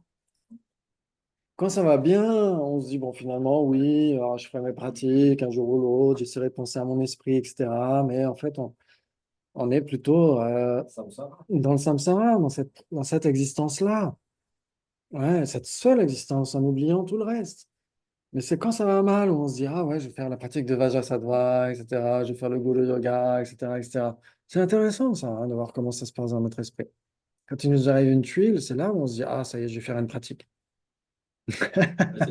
C'est peut-être pour ça. Personnellement, c'est quelque chose qui m'aide beaucoup, c'est des prières, des rituels, le yoga.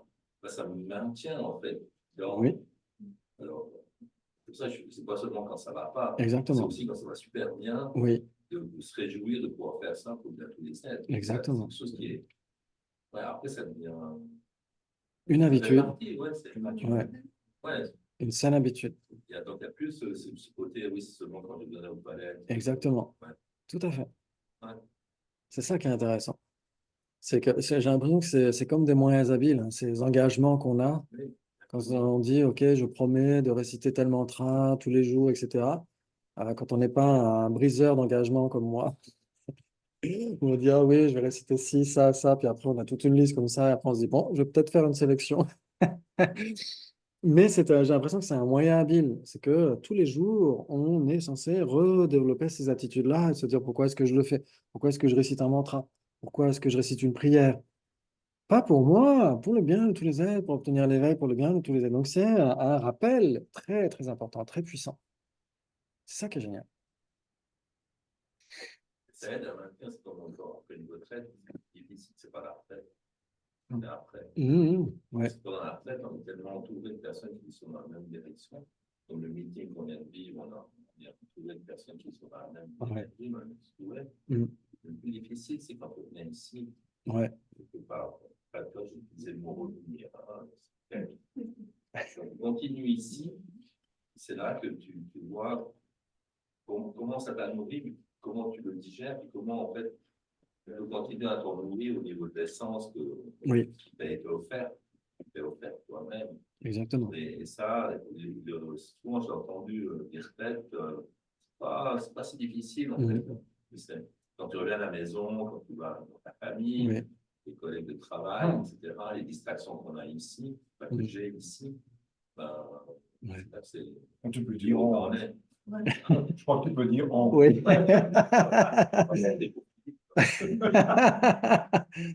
Non, mais comment rester? Ça se demande une technique, ça fait une taille, Et là encore, c'est la nuance. Je continue donc la discipline mais aussi la confiance et puis laisser aller. On va continuer de pression maintenant. Oui. L'effet serait contraire. L'effet serait contraire, hein, si on se met trop de pression. Ouais. Et on peut faire du lung. Les Tibétains disent du lung. On peut dire ça, du stress, de l'anxiété. On peut dire ça, pourquoi pas. Ça peut aller jusqu'à la maladie mentale, en fait. Ouais, ça peut aller jusque. Ouais, ça peut être difficile de s'en sortir. Ouais. Et donc, ça prend du temps. Il faut vraiment être cool, bien connaître son esprit. Se dire, OK, je me hâte lentement, comme disent les Tibétains, se hâter lentement. Ça veut dire ne pas lâcher l'affaire, être constant et régulier, quoi qu'il advienne, essayer au minimum d'être constant et régulier, d'avoir ça, cette feuille de route, se dire, quelles que soient les activités que j'ai dans ma journée, mais au moins de vérifier mon état d'esprit. Ouais, même si on n'a pas le temps, enfin en tout cas dans mon cas c'est comme ça, il y a des périodes quand j'étais un Nalanda où je bossais plus que quand j'étais laïque. Et donc il y a des fois, alors peut-être que j'étais mal organisé dans ma journée, je pense que c'est à cause de ça. Et il y a des fois je finissais à 2 heures du mat à essayer de réciter mes mantras que j'avais promis à sa sainteté de réciter tous les jours, etc. Et m'endormir et de recommencer parce que je ne savais plus où j'en étais. Et donc de finir à 2 heures du mat, 3 heures du mat, etc. Et au bout d'un moment j'ai dit stop. J'ai dit stop. Et donc ce qui m'a sauvé, c'était une introduction à un texte qui s'appelle The Celebration of the Vajraholder de Lundu Pandita, un très grand érudit des pratiques tantriques. Et c'est un geishe à Hambourg qui donnait cette introduction à ce livre. C'était publié par Tibet House à Hambourg d'ailleurs. Et il disait en fait qu'on peut en effet considérer toutes les déités comme étant sa déité, ou le Guru Yoga, etc., les 6 sessions du Guru Yoga, quand on fait vraiment une pratique correcte, tout le reste est inclus dedans. Mais il a dit on ne peut pas l'établir comme règle. On ne peut pas l'établir comme règle. C'est pourquoi moi, même si dans mon cas, j'étais obligé presque de le faire, sinon c'était n'importe quoi. À 2 heures du mat, là, moi, j'étais en train de dormir et de réciter des mantras. Où est la pratique là-dedans? Ouais. On finit même par voir sa récitation de mantra comme une corvée. Et là, ça fait tout le contraire, exactement. On se met trop la pression. Et donc, dans mon cas, j'étais obligé de me dire, OK, comme dans certains textes, hein, Patrul Rinpoche dit ça, il dit, à un moment donné, toutes les déités sont réunies en une, Arya Avalokiteshvara, tous les mantras sont réunis en un, Om Mani Padme Hum, etc. Et donc, on peut l'appliquer à sa déité, que ce soit Arya Avalokiteshvara ou une autre. Moi, c'est mon cas, mais jamais je ne dirais aux autres, faites-le. Parce que si on a le temps, si on peut faire ces autres pratiques, tant mieux, c'est ce qu'il faut. Mais dans certains cas, on est obligé d'avoir un minimum syndical et de le faire tous les jours. Et au moins, on profite. On profite de la pratique. Sinon, on est là à 2 heures du mat à réciter des mantras. Où est la pratique? Où est le profit en réalité? J'en sais rien. Moi, j'ai mis vraiment en doute ce type de façon de faire. Parce que c'était mon expérience, tout simplement. Ouais. Et donc, dans ce cas-là, il vaut mieux faire moins, mais de meilleure qualité. Ouais. Mais ça, c'est mon cas, moi. Je ne peux pas dire faites-le, vous, ne faites plus qu'une déité, oubliez les initiations que vous avez reçues. Impossible, c'est impossible à dire. Ouais. Donc, j'ai l'impression, en tout cas, d'être un briseur de Samaya, d'être un briseur d'engagement, mais dans ma vie actuelle, c'est ce qui fonctionne le mieux. Donc, peut-être que je vais me diriger dans les enfers adamantins au cours de ma prochaine existence, mais maintenant, tout de suite, j'ai l'impression que ça fonctionne mieux pour mon esprit.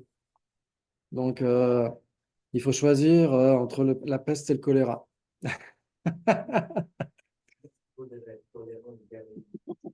Oui, exactement. Exactement. Et je me souviens même que quand Venerable Roger était venu à Nalanda, euh, on avait une petite réunion au centre de retraite juste à côté. Et il avait dit, de toute façon, même de moins en moins, les maîtres qui donnent des initiations ne donnent d'engagement. Ils savent à quel point les gens reçoivent ci et ça, ils n'ont plus le temps, etc. Il dit de moins en moins, les maîtres qui donnent des initiations sont de plus en plus au courant de ce qui se passe chez les Occidentaux, peut-être chez les Occidentaux, qu'on peut l'appliquer chez tout le monde d'ailleurs, hein. Et ils donnent de moins en moins d'engagement. Parce qu'ils se rendent compte que, on se dit oui, j'aurai le temps, j'aurai le temps, j'aurai le temps, puis après on fait ci, on fait ça, puis après on a un nouveau truc à faire, puis un nouveau job, puis ceci, puis cela, et après ça devient ingérable. Mais au moins de faire attention à son esprit, ça, on peut toujours le faire. Ça, il n'y a pas d'excuse. Il n'y a aucune excuse, aucune justification possible. Se dire, ah non, aujourd'hui, j'avais pas le temps de faire attention à mon esprit.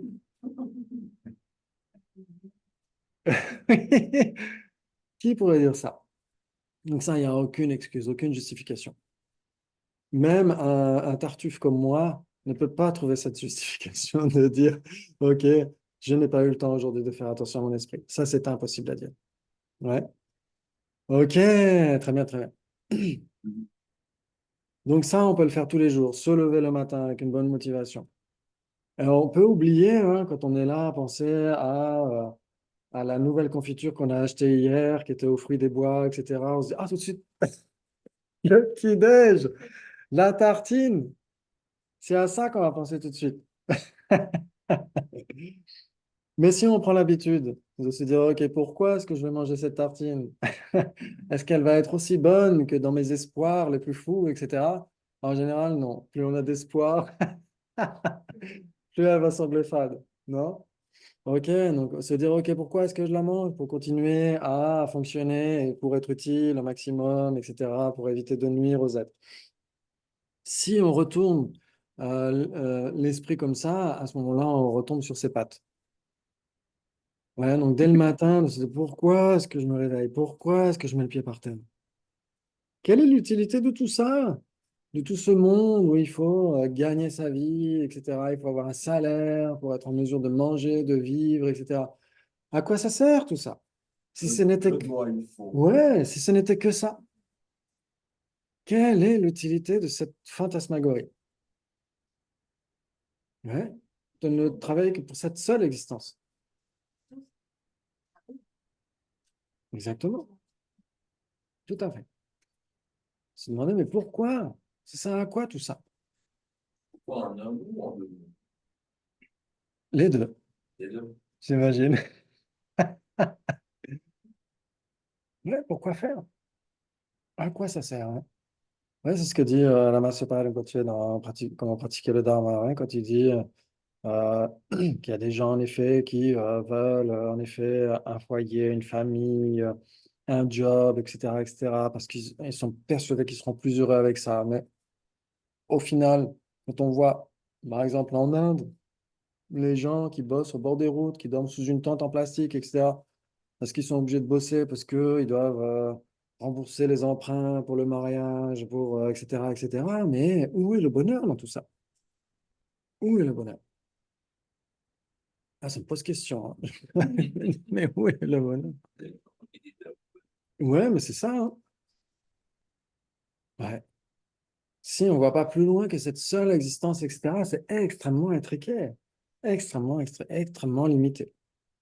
Ouais. Et justement, c'est ça qui est intéressant.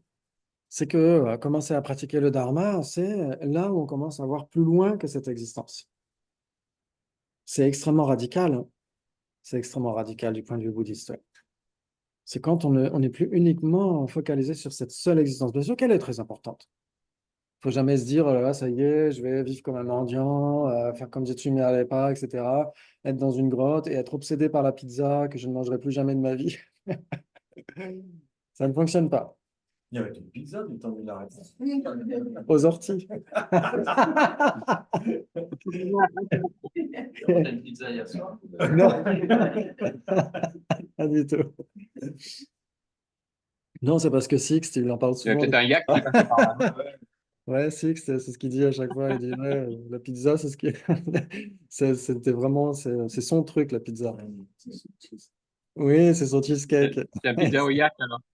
La quoi? Hein? Un pizza au yak, non? Oh, yak. Ouais. Un yak qui passait par là. Ouais, la yak pizza. Ouais. Le pauvre. Ouais. Le pauvre. Ouais. Mm. Et donc, en effet, ça veut dire que oui, c'est extrêmement limité, c'est que pour cette seule existence, etc. Ouais, tout ce qui est donné pour tout ce qu'on va gagner, c'est très peu ce qu'on gagne par rapport à tout ce qu'on donne en temps d'énergie, en temps de temps, etc., etc. Ouais, ouais, c'est ce que disait Pierre Rabhi. Ouais. Ouais, ma vie ne vaut pas un salaire. Ouais, vaut bien plus qu'un salaire. La qualité de vie. Ouais, je me souviens quand je bossais à Annemasse, au supermarché, avant de, avant de rejoindre la Lambda. Je disais à mes collègues, je disais, je vais déménager, je vais aller dans un monastère. On me disait, ah bon, pourquoi tu vas gagner plus? Ils étaient pas. Ils étaient pas. Et je leur ai dit, en qualité de vie, ça c'est sûr que je vais gagner plus, en qualité de vie. Mais ils n'y croyaient pas. Ils m'ont dit, ouais, tu reviendras dans 2 ans et tout ça. Les gens n'y croyaient pas. C'est un autre monde. C'est un autre monde. 8 ans, 90% des gens passaient en général, on a contre-courant. Ouais, ouais, tout à fait. Avec cette manière de voir Ouais, les choses. ouais. Parfois, c'est rude aussi. C'est rude, mais il ne faut pas se laisser avoir. C'est à la fin, justement, si ça vous intéresse, à la fin, il y a les 10 trésors les plus secrets des Kadampa. Et à la fin, justement, c'est s'en remettre aux mendiants. Ça veut dire ne pas, ce que dit Lama Sapalavoti, il dit, ça ne veut pas dire, ça y est, tout donner et vivre comme un mendiant, etc. Il dit, c'est que même si on donne l'impression d'être un mendiant, etc., extérieurement, de ne plus correspondre un petit peu à la vie habituelle, etc., à la vie ordinaire, telle qu'elle est conçue habituellement, c'est pas grave. Ce qui compte, c'est de maintenir le cap. Pourquoi est-ce qu'on fait tout ça? Ouais, c'est pas. Au début, je trouvais que c'était assez rude. Non. Oui. Au début, je trouvais que c'était vraiment comme nager à côté. Mhm. Peut-être pas le copain. Et puis,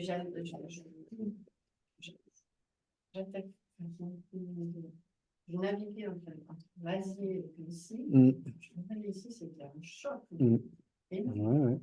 je repartais vite. Mais c'était. Même si en Asie, c'est pareil hein, maintenant. Comme je disais, hein, les Indiens qui travaillent sur les routes, etc., qui dorment dans une tente de plastique, etc. Pourquoi? C'est pour avoir plus d'argent. Pour avoir plus d'argent, pour être persuadé qu'ils seront plus heureux, etc. Et en fait, ça fait tout le contraire. Ouais, ils sont là au bord de la route, ils ne voient jamais leur femme, etc. Ou que le week-end de temps en temps, etc. Les gamins grandissent. Et en fait, finalement, tout ce qu'ils espéraient, leurs espoirs ne sont jamais accomplis. Et les espoirs samsariques ne sont jamais accomplis. Jamais, jamais, jamais. C'est ça dont il faut se rendre compte. Mais comme c'est mentionné à chaque fois, ça ne veut pas dire ça y est, tout quitter, tout abandonner. Ça veut dire intérieurement être un renonçant. C'est pas nécessairement extérieurement porter des robes monastiques ou etc. Être un renonçant, ça n'a rien à voir avec l'apparence extérieure. C'est pas mettre un mala autour du cou, etc. C'est pas nécessairement se raser les cheveux non plus, etc. Moi, je me souviens une fois, quand je bossais chez les Tibétains à Paris, il y avait une dame qui venait, on parlait du Dharma. Et c'était intéressant. Et à un moment donné, elle a dit, ça y est, je suis devenue bouddhiste et je l'ai vu ce jour-là, elle s'était rasé les cheveux. Je me suis demandé, mais pourquoi, en fait? Pourquoi est-ce que les bouddhistes se rasent les cheveux, même les femmes, en fait? Ouais, et en fait, non, c'était un signe de renoncement, en fait, pour elle. Mais elle me disait, OK, je vais aller au Ladakh, je vais aller chercher le Nirvana au Ladakh. Je lui ai dit, tu es sûr qu'il est là-bas? T'as l'adresse parce que moi je le sais Ah pas. oui. Peut-être que c'est le nom d'un resto, hein. Oui, Nirvana Guest House.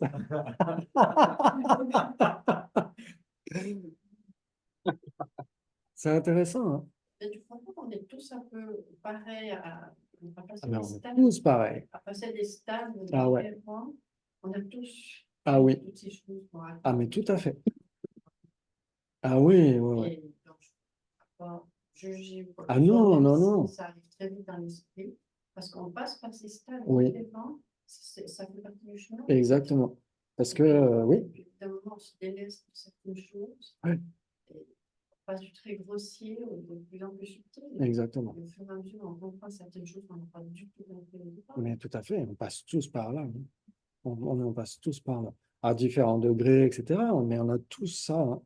Moi, j'ai porté longtemps mon malin au poignet parce qu'en plus, il avait été béni par sa sainteté dans le sud de la France, etc. Et pour moi, c'est comme une relique. Et, euh, et donc, je portais ce malin, etc. Je voyais des gens porter un malin autour du cou, etc. Et je me disais, il faut se démarquer quand on est bouddhiste, etc. Mais non, en fait, pas du tout, ouais. Dans ce fameux Lojong en 7 strophes, en 7 points, où ils disent Dumba Gyula, Ransosha. Ouais, change ton attitude, mais laisse tout le reste tel qu'il est. Change ton attitude, laisse tout le reste tel qu'il est. On fait pour faire ça. Parce que, pour rebondir sur ce qu'elle disait, on a assez vite confronté à ce problème parce que du moment que nos centres d'intérêt ils ont changé, ben, ça devient dur à fonctionner avec ce qu'on a autour. Oui. Parce que moi, quand je suis invité par mes potes pour aller manger une bourguignonne et boire du vin, j'ai beau leur expliquer que ça ne m'intéresse pas les masques, mais je vais comment. Oui. Alors je vais, je lance. C'est pas évident, hein. Notre temps, il ne voit rien. Dans le cadre familial, toute l'année, ou les 6 premiers mois de l'année, ils sont basés que dans l'attente de la semaine de vacances. Mhm. Moi, je dis, mais pour moi, la semaine est déjà finie. Oui, oui. Parce que, après, donc, tu as à côté de la plaque. Mhm. Ils mangent des cours. Bon, ben, je vous dis à vous aujourd'hui, mais ce n'est pas la majorité des cours. Non. Bien plus souvent. Ah ouais, on fait comment? Parce qu'évidemment, non, j'ai vraiment l'impression de déconnecter. Oui, tout à fait. Tout à fait. Mais complètement déconnecté. Puis, Et c'est ce qui est mentionné dans ces 10 précieux trésors, hein, les plus secrets des Kadampa. C'est exactement ça, c'est le Vajra non capturé. Ouais, ça doit être le 7e des 10 trésors, quelque chose comme ça. Et ce Vajra non capturé, ça veut dire garde le cap, quoi qu'il advienne, même si nos proches essayent de nous retenir en disant non, non, ne fais pas ci, viens avec nous, etc. Il ne faut pas lâcher l'affaire. Donc, c'est ça qui est modifié malgré tout. Quand on dit Ransorsha, donc laisse tout le reste tel qu'il est, ça veut dire notre apparence en particulier. C'est-à-dire qu'il n'y a pas d'apparence de renonçant. On peut être un très bon renonçant, comme dit Tsumilalepa, qui est un excellent, le meilleur des renonçants, même s'il n'avait aucune apparence extérieure, il avait juste un drap sur lui, c'est tout. Ouais, et donc, Lama Druntumpa, le disciple de Lama Atisha, ouais, c'était un laïc. Et en fait, il s'habillait comme n'importe quel laïc tibétain. Mais c'était l'un des plus grands Geshe de Kadampa. Donc, en fait, l'apparence extérieure, on aurait dit un mendiant tel qu'on en trouvait au Tibet à l'époque, des gens qui avaient tout, qui étaient juste gardiens de vaches et c'est tout. Gardiens de yak. Ouais, mais intérieurement, un très grand pratiquant, ouais. Donc c'est ça que veut dire le Lojong dans ces points, c'est laisser l'apparence telle qu'elle est. Il n'y a pas besoin d'avoir une apparence de pratiquant, il n'y a pas d'apparence de pratiquant. Ouais, on n'en sait rien si quelqu'un porte des habits de geisha, etc., mais peut-être qu'à l'intérieur, c'est pour avoir plus de disciples. Ouais, qu'est-ce qu'on en sait? Ouais. Quand Sasanté enseigne, c'est ce qu'il dit, il dit, il faut que je fasse attention à ma motivation aussi. Ouais. Il dit n'importe qui va donner un cours sur le Dharma, etc. Il faut vraiment faire attention à sa motivation parce que ça va très vite. On est déjà mis sur un piédestal. On est déjà plus haut que les autres. Donc c'est extrêmement dangereux. Intérieurement, on peut se la raconter facilement. Donc c'est là où il faut être d'autant plus prudent. Donc les apparences extérieures sont modifiées par nécessité. Ça veut dire que qu'est-ce qui est mis au-dessus? C'est le Dharma. C'est pas la personne. Et donc, si on garde cette attitude-là, dans ce cas-là, on peut rester au même niveau que les autres, même en dessous des autres, intérieurement, même si extérieurement, ça semble être le contraire.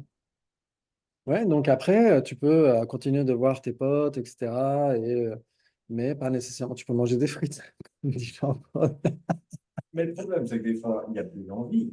Oui, aussi. Parce qu'intérieurement, bien sûr qu'extérieurement, on peut continuer à aller au bistrot, à la Mm. place du vin rouge, on boit coca, Ouais.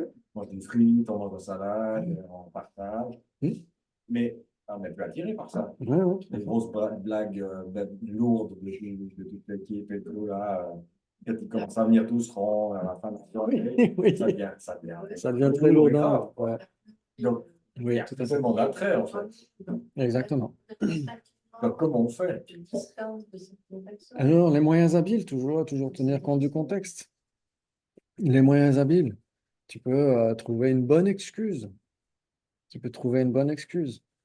Euh, alors, je ne sais pas si je peux conseiller ça, mais moi, je me souviens qu'à l'époque, quand il fallait voir la belle famille, etc., on avait toujours la bonne excuse de Mogwai. Il fallait à 5 heures repartir parce qu'il devait manger. Ça, c'était Tu une allais, mais pas trop longtemps. pas trop longtemps. Exactement. Ça peut être une bonne excuse. Et dernièrement, alors ça, je le conseillerais à personne, mais c'est ce que j'ai fait. C'était le week-end dernier, c'était les 18 ans de l'une de mes nièces. Et à chaque fois, c'est un gros truc et tout. Il y a aussi du punch. Donc, il y a beaucoup de gens qui font la fête et ça devient très lourdingue aussi. Et en fait, j'ai traduit pour le Peba du Sankara Chakra. Et donc, j'ai dit à ma sœur, là, je vais être complètement naze.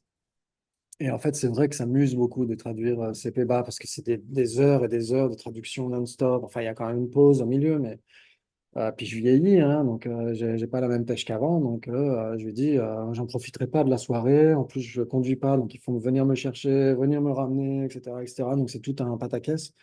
Et donc je leur ai dit, bah désolé, je viendrai pas. Et donc c'est triste pour ma nièce, etc. Parce qu'il n'y a pas son oncle, mais elle a d'autres de ses oncles qui sont là, etc.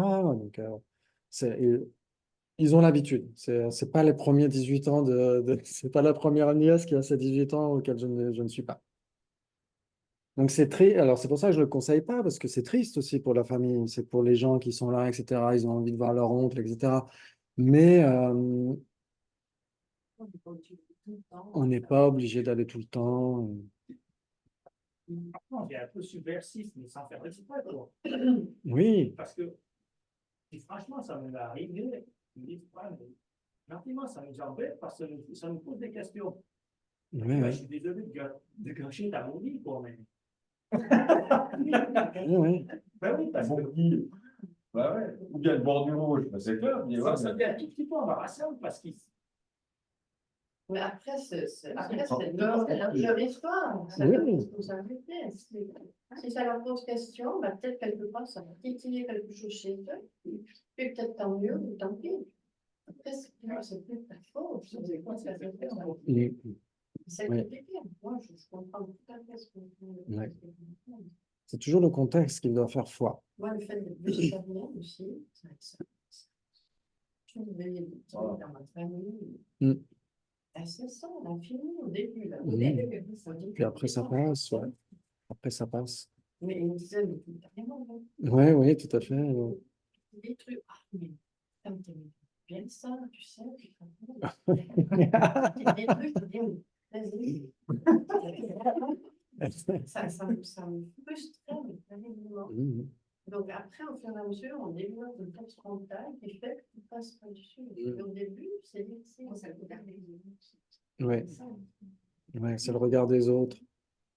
Et en même temps, on doit prendre en compte ça aussi. Ouais, par exemple, dans les vœux de Bodhisattva, il y a ça, ouais. C'est quoi déjà? Ouais, parmi les vœux secondaires, ouais, parmi les 46 vœux secondaires, il y a le fait de ne pas préserver sa réputation. Donc, on pourrait se dire, ah, mais ça, c'est les dharmas mondains. Mais en fait, non, si on veut accomplir le bien des êtres et que quelqu'un vient dire, ah, imaginons, ah, bah, Christophe, c'est un menteur, c'est un tartuffe, etc. Donc, qui va ensuite écouter ce que j'ai à dire? Ouais, donc, dans ce cas-là, je serais obligé de dire, ah, non, cette personne raconte n'importe quoi. Je dirais plutôt, elle a plutôt raison.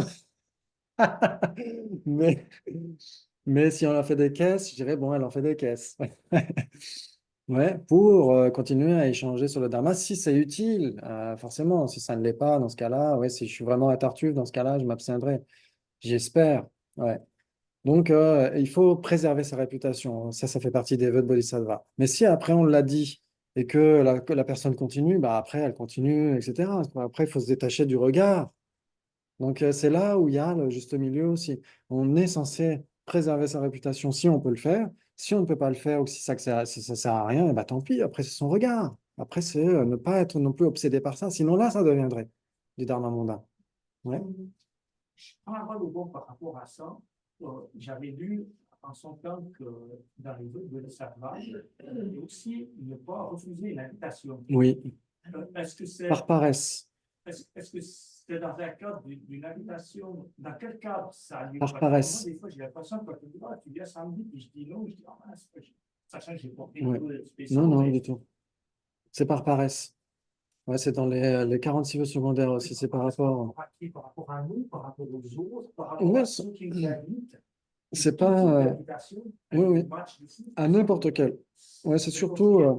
Ouais. C'est surtout une invitation à un repas, parce qu'à l'époque, dans les vœux de Bodhisattva, c'était comme ça. Il n'y avait pas de match de foot. Et donc, j'ai l'impression qu'on a régressé de ce point de vue-là. Moi, je rigole. Je rigole complètement. Euh, c'est par paresse, en fait. C'est mentionné à un moment donné. Alors, je ne sais pas si tu lis. Si ça t'intéresse, si ça- tu peux les étudier, les vœux de Bodhisattva. N'importe qui peut les étudier. Ouais, c'est pas comme les vœux tantriques ou les vœux monastiques, etc. Donc, les vœux de Bodhisattva, si ça t'intéresse. Tu lis l'anglais ou pas? Ok.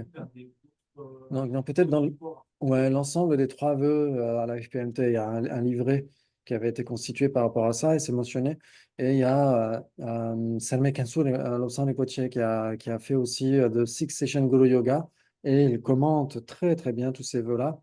Et donc c'est mentionné, elle dit c'est par paresse, par avarice. Pourquoi? Parce que c'est par rapport aux vœux des six paramitas. Et le premier, c'est la générosité. Et donc, c'est de ne pas accepter une invitation par avarice. Ça veut dire, oh non, je ne vais pas aller chez les moldus, etc. C'est par avarice ou c'est par paresse, etc.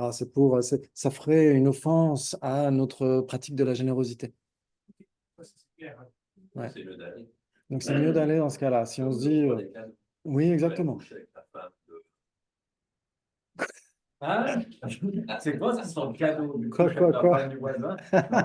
Générosité. Par générosité. Non, parce qu'en fait, je lui enfile le dharma, mais ça c'est Ok. Je crois qu'il va être temps de s'arrêter pour ce matin. Et donc, on reprendra cet après-midi à 14 heures. Donc, vous pouvez dédier. Essayez aussi de penser quand on prend le repas là aussi. Ouais, surtout par rapport à ce qu'on a dit la fois dernière. On a dit de quoi est-ce qu'on a parlé la fois dernière? Oui, du refuge, etc. Et parmi les préceptes du refuge, de continuellement faire des offrandes, c'est pour justement préserver notre pratique du refuge. Ouais, c'est pas pour être un bon écolier ou le premier de la classe, etc., qui fait les plus belles des offrandes, etc. Pas du tout. C'est pour continuer à maintenir nos préceptes du refuge et aussi pour continuer à développer des mérites parce que prendre à manger, prendre à boire, etc., comment dire, on épuise des karmas vertueux. Et donc, si on ne les renouvelle pas, ça peut être catastrophique par la suite. Donc, c'est très important de repenser à ça quand on prend le repas aussi. C'est une pratique aussi au quotidien. Ça fait partie de la pratique du dharma, ouais. Ok, très bien, très bien. Merci beaucoup. Et donc, bon appétit et à tout à l'heure. Merci beaucoup. À tout, À toutes. à tout à l'heure. Bon À tout à appétit. l'heure, bon app.